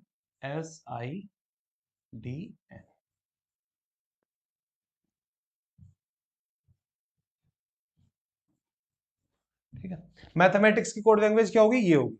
तो यहां से देख सकते हैं, एल के बाद एम आता है, ए के बाद बी आता है, एस के बाद टी आता है, एच के बाद आई आता है, मतलब फर्स्ट में क्या है, एक कम हो रहा है, फिर सेकंड में एक बढ़ रहा है, फिर एक कम हो रहा है, फिर एक बढ़ रहा है, इस तरीके से। तो अभी केमिस्ट्री जो वर्ड है, इसका कोड क्या होगा, सबसे पहले क्या है हमारे पास, ठीक है, ये हमारे पास वर्ड है, सबसे पहले एक कम होगा, तो एक कम होने के बाद सी से पहले क्या आता है, बी, फिर एच है, एच के बाद एच में एक इंक्रीज होगा, तो इंक्रीज होने के बाद क्या आएगा, एच के बाद आई आएगा, फिर ई के एक कम होगा, तो कम कौन सा, डी, एम के बाद एक बढ़ जाएगा, दैट इज एन। तो यहां से आंसर देख सकते हैं हम, कौन सा, बी ऑप्शन। इसको पूरा करने की जरूरत नहीं है, अगर इतना करने से हमारा आंसर आ रहा है, क्योंकि हमें पेपर में एग्जाम टाइम में क्या है कि टाइम कम करना है क्वेश्चन को सोल्व करने में, और करेक्ट क्वेश्चन सोल्व करना है, तो कम टाइमिंग में कैसे सोल्व होगा, कि अगर हमने 4 डिजिट चेक कर दी, तो 4 डिजिट इसकी मैच कर रही है फर्स्ट वाले की, प्रोसीजर हम जो कर रहे हैं वो सही है, तो आंसर क्या है इसका बी ऑप्शन। ठीक है, नेक्स्ट क्वेश्चन देखते हैं। तो ये क्या पूछ रहा है हमसे कि eight which one of the following times, किस टाइम पे जो आवर एंड की और जो मिनट हैंड के जो क्लॉक होगा वो आपस में कितने डिग्री एंगल बनाएगा, 180 डिग्री एंगल बनाएगा। ठीक है, वैसे अगर देखें तो हमारे पास 12 आवर्स में 180 डिग्री एंगल कितनी बार बनेगा, 11 बार बनेगा। लेकिन इसमें जो टाइम मेंशन है वो कौन सा टाइम मेंशन है, 7 आवर, और इसके बाद 7 आवर्स और 7 5 से 7 10 आवर्स तक। ठीक है, ये टाइम मेंशन है। तो हमें बताना है कि 7 आवर्स के बाद, मतलब 7 बजे के बाद वो कब आपस में एक 180 डिग्री का एंगल बनाएंगे। ठीक है, यही क्वेश्चन पूछ रहा है। अब जो हमारी मिनट हैंड की जो सुई होती है वो 60 मिनट्स में कितना डिग्री कवर करती है। ये पूरा अगर मेरे पास एक क्लॉक है और यहां से अगर कोई सुई घूम के जा रही है ऐसे, तो ये कितने डिग्री घूम रही है, 360 डिग्री घूम रही है। तो जो मिनट वाली होगी वो 60 मिनट्स में, 60 मिनट में यहां से यहां तक आ जाती है ना वापस, 1 घंटे में पूरी वापस घूम के आ जाती है। तो 60 मिनट्स में कितना, 360। तो 1 मिनट में कितने डिग्री का एंगल बनाएगी, 60 से डिवाइड करेंगे तो कितना आएगा, 6 डिग्री। तो 1 मिनट में जो मिनट वाली क्लॉक होगी वो कितने डिग्री का बनाएगी, 6 डिग्री का बनाएगी। ऐसी जो आर एंड वाली होती है वो 1 घंटे में कितना घूमती है, देखा जाए तो एक तरीके से वो 12 घंटे में घूम के वापस आएगी। तो 12 घंटे में कितना डिग्री, 360 डिग्री। तो 1 घंटे में कितना, 30 डिग्री। ठीक है, 1 घंटे में 30 डिग्री। 1 घंटे में कितने मिनट हो गई, 60 मिनट। तो 60 मिनट में 30 डिग्री, तो 1 मिनट में कितनी करेगी वो, 1/2 डिग्री, आधा डिग्री। तो 1 मिनट में जो आर एंड वाली होगी वो हाफ डिग्री कवर करेगी। तो अभी दो चीजें हमने देखी कि जो मिनट वाली क्लॉक होगी वो कितना डिग्री करेगी 1 मिनट में, 6 डिग्री। और जो घंटे वाली होगी, आवर वाली होगी, वो 1/2 दैट इज 0.5 डिग्री कवर करेगी। दो दो चीजें याद रखनी है आपको। अब बताना है कि 7 बजे के बाद में उनके बीच में कितना एंगल है। 7 बजे जो मिनट वाली होगी वो ऊपर 12 की तरफ होगी और जो आवर वाली होगी वो 7 पे होगी। अब उनके बीच में ये एंगल कितने डिग्री होगा, कितने डिग्री का एंगल होगा, 7 इंटू 1 घंटे के बीच में, मतलब 11 से 12 के बीच में 30 डिग्री होता है, ऐसे सभी के बीच में 30 डिग्री होगा। कैसे होगा 30 डिग्री, कंप्लीट 360 है, टोटल घंटे कितने 12, तो उसको डिवाइड करेंगे तो कितना आएगा 30 डिग्री। तो यहाँ पे डिफरेंस कितना है, 7 घंटे का, 7 कॉलम का डिफरेंस होगा। तो 7 इंटू 30 दैट इज 210 डिग्री। या फिर दूसरी तरफ से देखें हम, यहां से 210 आ गया तो यहां से कितना होगा, 360 माइनस 210, 150 डिग्री। यहां से आया 150 डिग्री। ठीक है, ये दो चीज समझ में आई कि इनके बीच में जो एंगल बन रहा है यहां इस तरफ से बन रहा है 210 डिग्री और इस तरफ से बन रहा है 150 डिग्री। अभी सिंपल सी चीज है कि 7 बजे के बाद में टाइम बताना है कितनी डिग्री बनाना है हमें, 180 डिग्री। हमारे पास अगर 150 डिग्री है, 150 डिग्री है, तो इसमें कितने डिग्री ऐड करना है, 30 डिग्री। कितना ऐड करना है, 30 डिग्री। अब 1 मिनट में उनके बीच में डिफरेंस कितना क्रिएट हो रहा है कि भाई मिनट वाली तो 6 डिग्री ट्रेवल कर जाएगी, घंटे वाली ट्रेवल करेगी आधा डिग्री।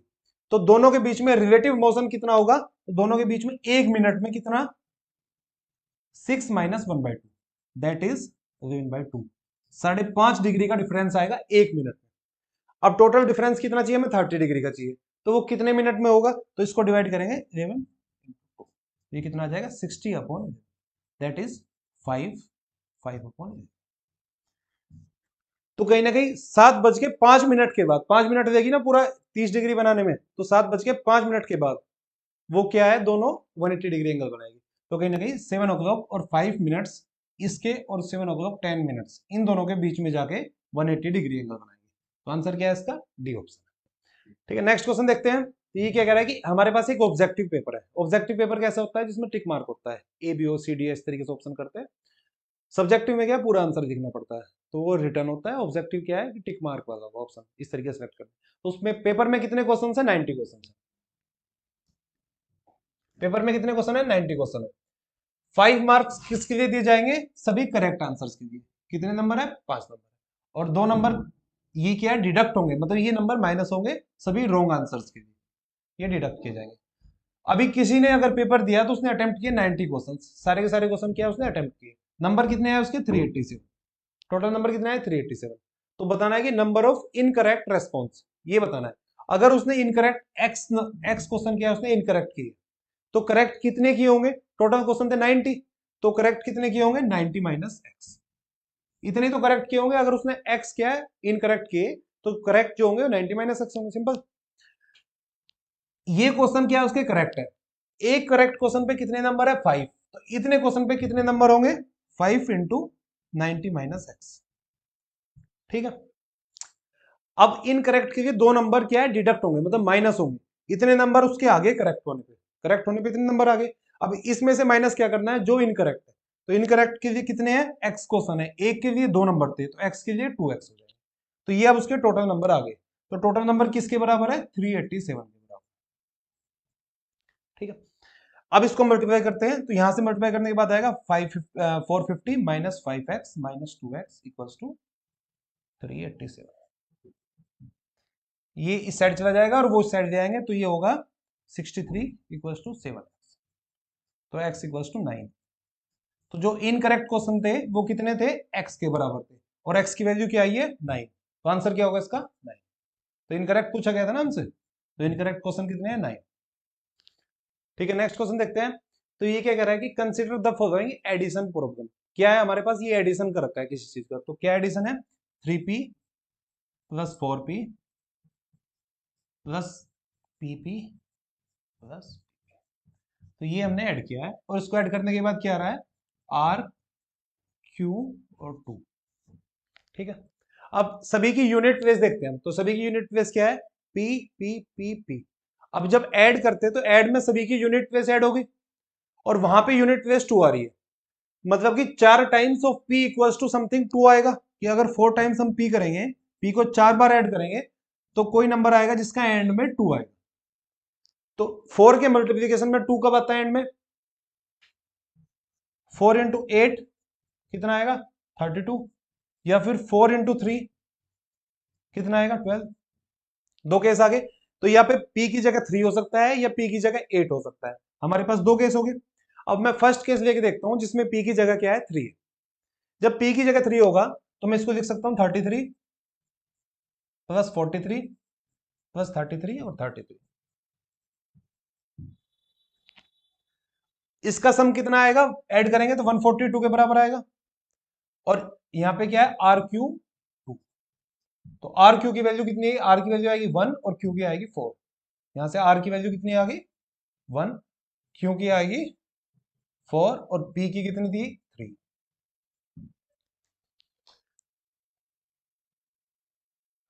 अभी नेक्स्ट देखते हैं सेकंड केस जिसमें p की जगह 8 है। अब p की जगह जब 8 होगा तो यहां पे हम लिखेंगे 38 प्लस 48 88 प्लस 88, चारों को ऐड करेंगे तो क्या आएगा मेरे पास। ठीक है, तो यहां से इनको ऐड करने पे क्या आएगा 38 प्लस 48 प्लस 88 प्लस 88, तो ऐड करने के बाद क्या आएगा 262, और 262 किसके बराबर है आर क्यू 2, तो यहां से आर की वैल्यू क्या आ गई 2 और क्यू की आ गई 6। फर्स्ट केस में आर की वैल्यू कितनी थी 1, क्यू की थी 4, तो अभी जो ये सम है इन दोनों का सम क्या होगा 142, एक नंबर 142 है, दूसरा क्या है हमारे पास 262, तो दोनों का अरिथमेटिक मीन क्या होगा दोनों का एडिशन डिवाइडेड बाय 2। ठीक है, अब इन दोनों का सम किसके बराबर आएगा 404 अपॉन 2, तो 2 से डिवाइड करने के बाद आएगा 201, तो आंसर क्या होना चाहिए, और 202 डिवाइड करने के बाद क्या आएगा 202, तो आंसर क्या होना चाहिए इसका सम का जो अरिथमेटिक मीन है C option, that is 202। Next question देखते हैं, तो ये क्या है कि P Q into 3 equals to R Q Q, P Q कोई नंबर है उसमें हमने किससे मल्टीप्लाई किया 3 से, तो आंसर क्या आएगा मेरे पास आर क्यू और क्यू, मतलब किसी नंबर में मल्टीप्लाई किया 3 से तो हमारे पास क्या है वही नंबर सेम आ रहा है, तो 3 के अगर टेबल में मैं 1 से मल्टीप्लाई करूं तो मेरे पास आ गया 3, तो सेम नंबर नहीं आएगा, तो 1 तो नहीं आ रहा। ऐसे 2 से करूंगा तो 6 आएगा तब भी सेम नंबर नहीं आया, 3 से करूंगा तब 9 आएगा, 4 से करूंगा तब 12 आएगा, तो चारों केस में नहीं आया।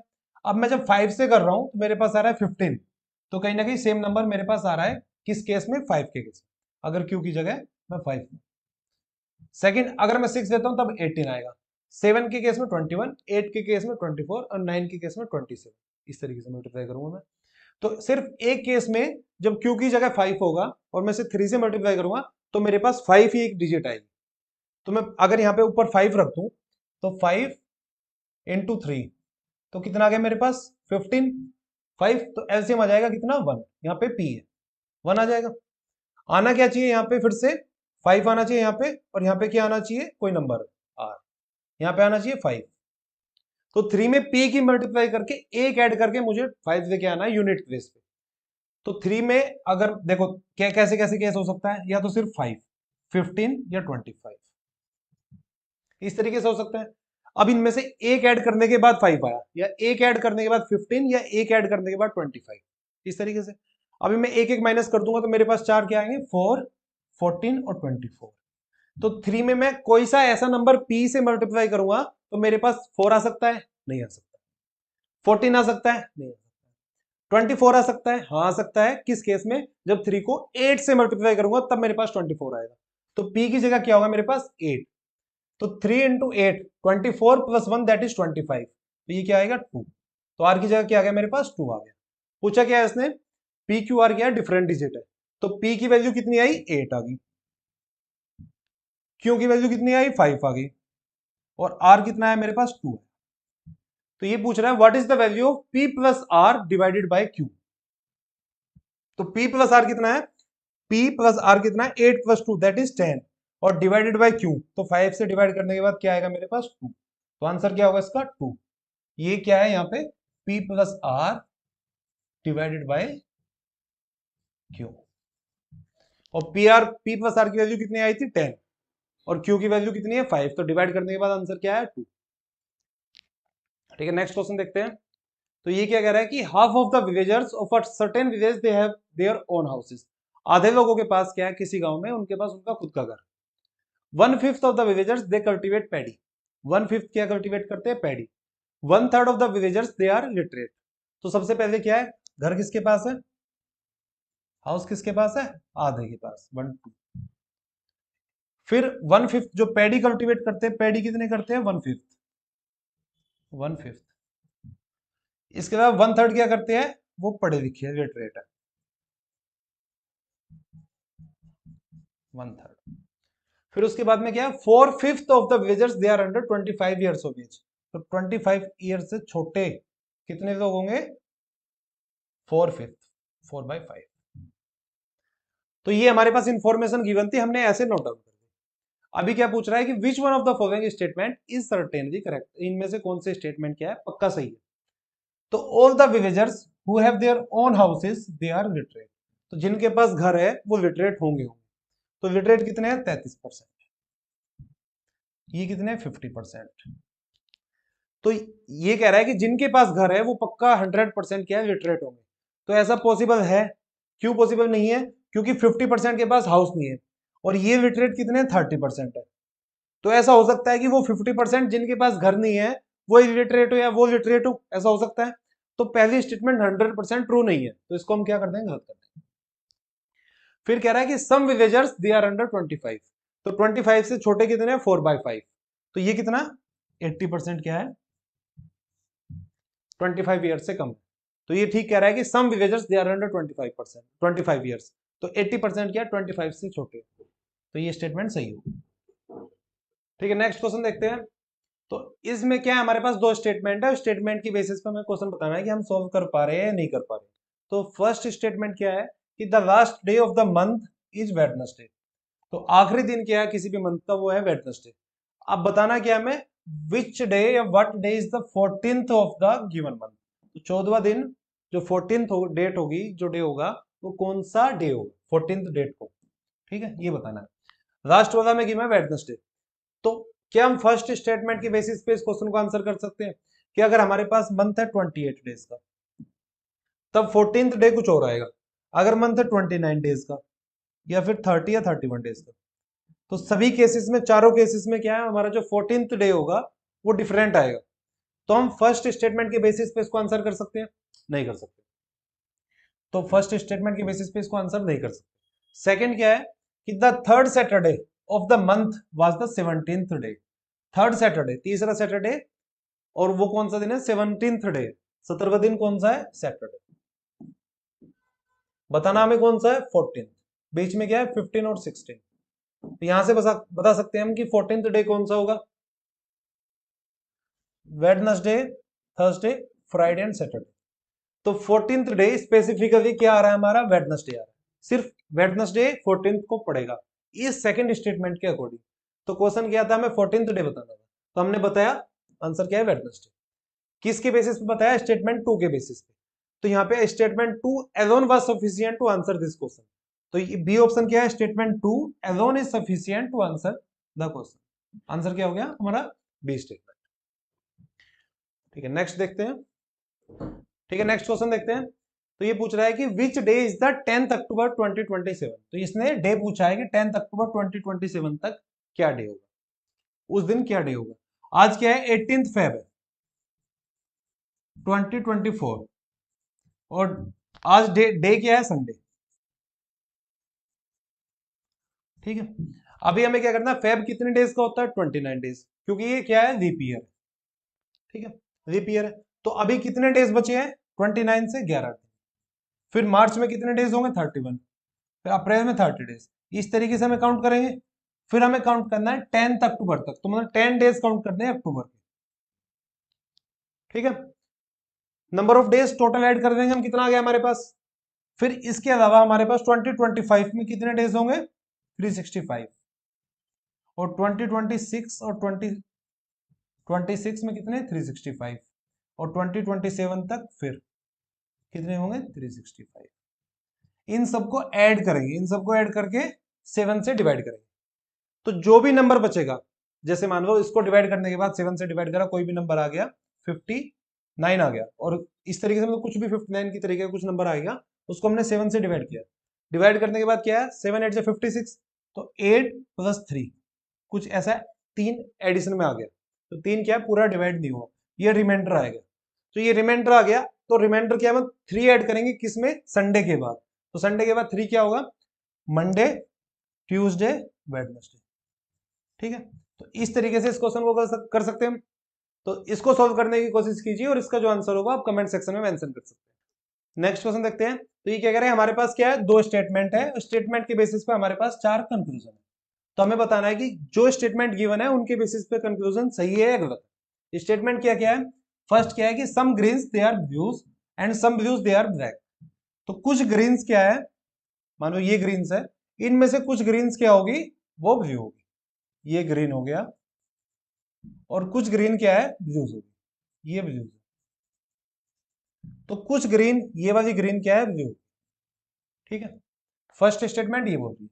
सेकंड कह रहा है कि सम ब्लूज दे आर ब्लैक, कुछ ब्लू ब्लैक है।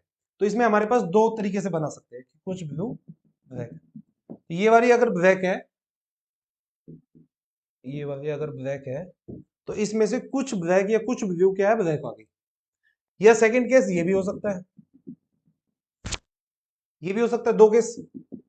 तो इसमें क्या है कि कुछ ब्लू ब्लैक है लेकिन कुछ ग्रीन भी ब्लैक है, ये कंक्लूड कर सकते हैं हम यहां से। अब कंक्लूजन फर्स्ट क्या है कि some greens are black, some green they are black. तो फर्स्ट केस में नहीं है, केस 2 में है। लेकिन इसको अगर स्टेटमेंट को, कंक्लूजन को सेटिस्फाई करना है, तो दोनों केसेस में सेटिस्फाई होना चाहिए। तो सेकंड केस में सेटिस्फाई नहीं हो रहा, तो कंक्लूजन 1 क्या है हमारा, गलत। सेकंड कंक्लूजन क्या है, नो ग्रीन इज ब्लैक। फिर से वही, फर्स्ट केस में नहीं है लेकिन सेकंड केस में है, दोनों में नहीं सेटिस्फाई कर रहा, तो ये स्टेटमेंट भी हमारा फिर से गलत हो जाएगा। फिर कह रहा है कि all greens they are black, सारी की सारी ग्रीन्स क्या है, ब्लैक। तो ग्रीन ये ब्लैक है सारी की सारी, इनमें से दोनों केसेस में नहीं है, तो दोनों आंसर क्या है, ये स्टेटमेंट, ये कंक्लूजन, ये भी गलत होगी। फोर्थ कंक्लूजन क्या है कि और all blacks they are greens, जितने भी ब्लैक है वो सब ग्रीन है। तो दोनों केसेस में नहीं है ये केस भी, तो ये कंक्लूजन ये भी गलत हो जाएगा। तो आंसर में पूछा क्या है कि which one of the following is correct. इनमें पूछा है कि इन चारों कंक्लूजन में कौन सा सही है। तो कौन सा सही है, चारों ही गलत है, हमने अभी देखा ना चारों को सोल्व करके। तो आंसर क्या होना चाहिए, neither conclusion 1 not 2 not 3 and 4, कोई सा भी सही नहीं। आंसर क्या है, डी ऑप्शन। अभी क्या है कि x कोई वैल्यू इस सीक्वेंस में गिवन है, तो हमें x की वैल्यू फाइंड आउट करनी है। सीक्वेंस क्या है, 2 7 22 67 02, इस तरीके से हमारे पास कोई सीक्वेंस थी। तो अगर मैं सीक्वेंस को लिखूं, 2 और 7 में क्या है कि मैं 2 में अगर 3 की टाइम्स मल्टीप्लाई करूं तो मेरे पास 7 आ जाएगा 1 ऐड करने के बाद। तो 2 × 3 + 1 आ गया 7।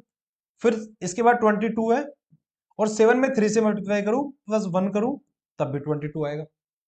फिर इस तरीके से इसमें 3 से मल्टीप्लाई करूं +1 करूं तब मेरे पास 67 आएगा। फिर सेम × 3 +1 करूंगा तो मेरे पास आ गया 202। अभी x की वैल्यू बतानी है, तो इसमें भी 3 से मल्टीप्लाई करूंगा तो 606 प्लस 1 दैट इज 607 आएगा, यही आना चाहिए। तो आंसर क्या होगा इसका? C option. ये क्वेश्चन बड़ा आसान था कि इसमें सिर्फ एक चीज फाइंड आउट करनी थी कि ये रिलेशनशिप 2 7 22 में क्या रिलेशनशिप, इस पूरी सीक्वेंस में क्या रिलेशनशिप है। एक बार हमने फाइंड आउट किया कि रिलेशनशिप क्या है कि सभी नंबर को 3 से मल्टीप्लाई करके 1 ऐड कर देना है, 3 से मल्टीप्लाई करना है प्लस 1 कर देना है, ठीक है। तो आंसर क्या आ गया इसका? C option, that is 607। Next question देखते हैं। नेक्स्ट क्वेश्चन देखते हैं, हमारे पास क्या है कि एक पाई डायग्राम है, उसमें किस चीज का डिस्ट्रीब्यूशन है?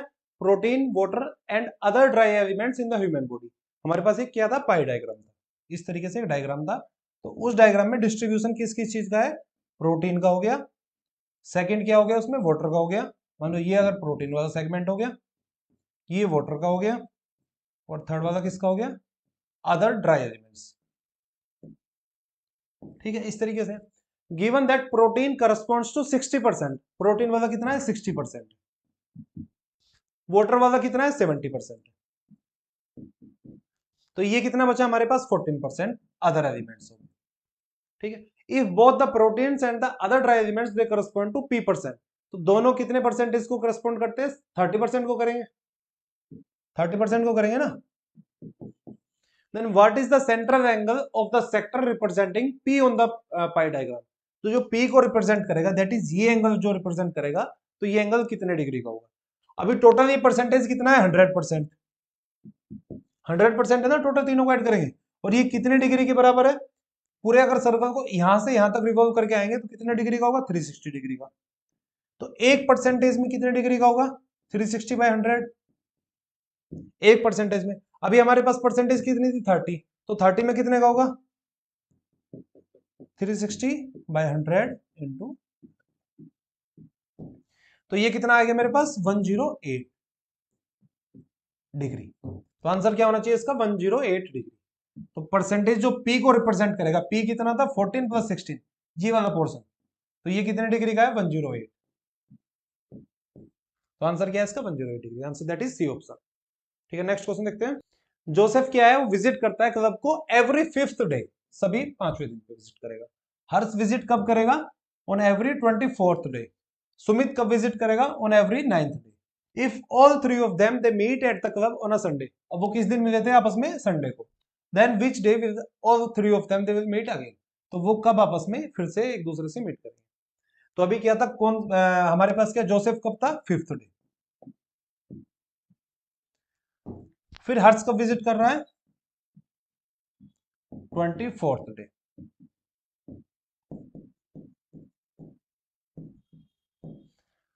उसके अलावा सुमित कब विजिट करेगा? 9th day.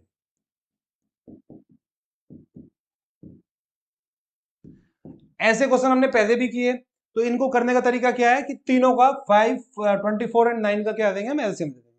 तो तीनों का एलसीएम क्या होगा? 5, 24 और 9। इसको अगर मैं 3 से डिवाइड करूं तो 5 तो होगा नहीं, 8, 3। फिर ये मतलब सारे एक दूसरे के रेस्पेक्ट में क्या है? कोप्राइम, तो इनको आपस में हम क्या कर सकते हैं? मल्टीप्लाई कर सकते हैं। तो 5 × 8 40 × 3 दैट इज 120 × 3, तो कितना आएगा मेरे पास? 360। तो 360 डेज के बाद वो दोबारा आपस में तीनों एक दूसरे से फिर से मीट करेंगे, ठीक है।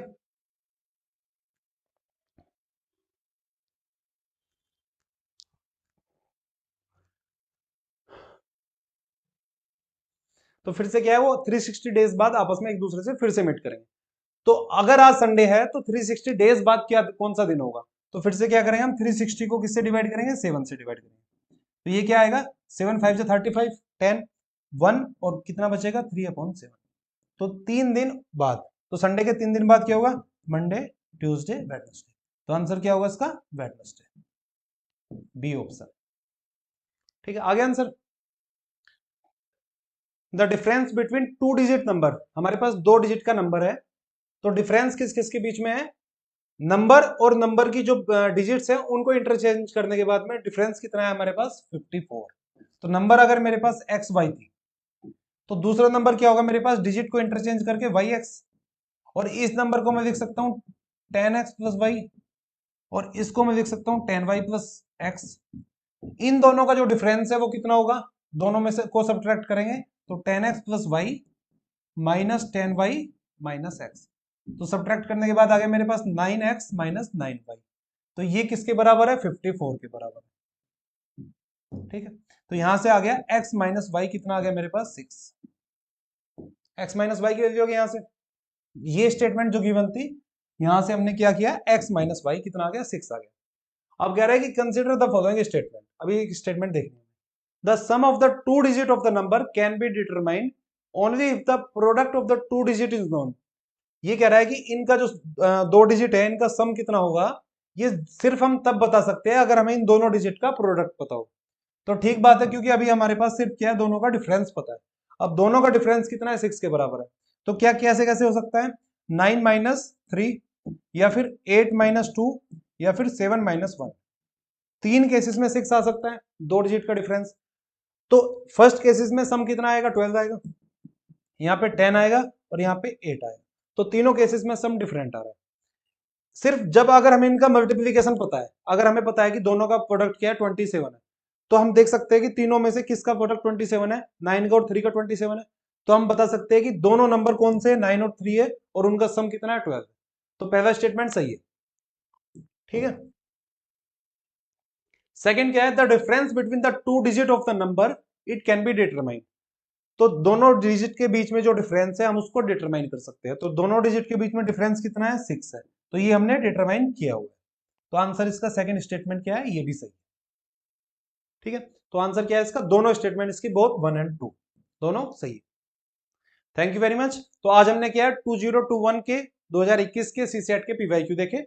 अभी नेक्स्ट वीडियो में हम 2022 के पीवाईक्यू देखेंगे और फिर 2023 के पीवाईक्यू देख के एक ऐसी वीडियो लेके आएंगे जिसमें जो रिपीटेड क्वेश्चंस है ना, जो रिपीटेड थीम्स है, कि कुछ क्वेश्चंस पार्टिकुलर टाइप्स की बार बार रिपीट कर रहे हैं, तो एक वीडियो में सारा 2011 से 2023 तक सारे जो क्वेश्चंस हैं उनको एक वीडियो में कंपाइल किया जाएगा। Thank you very much.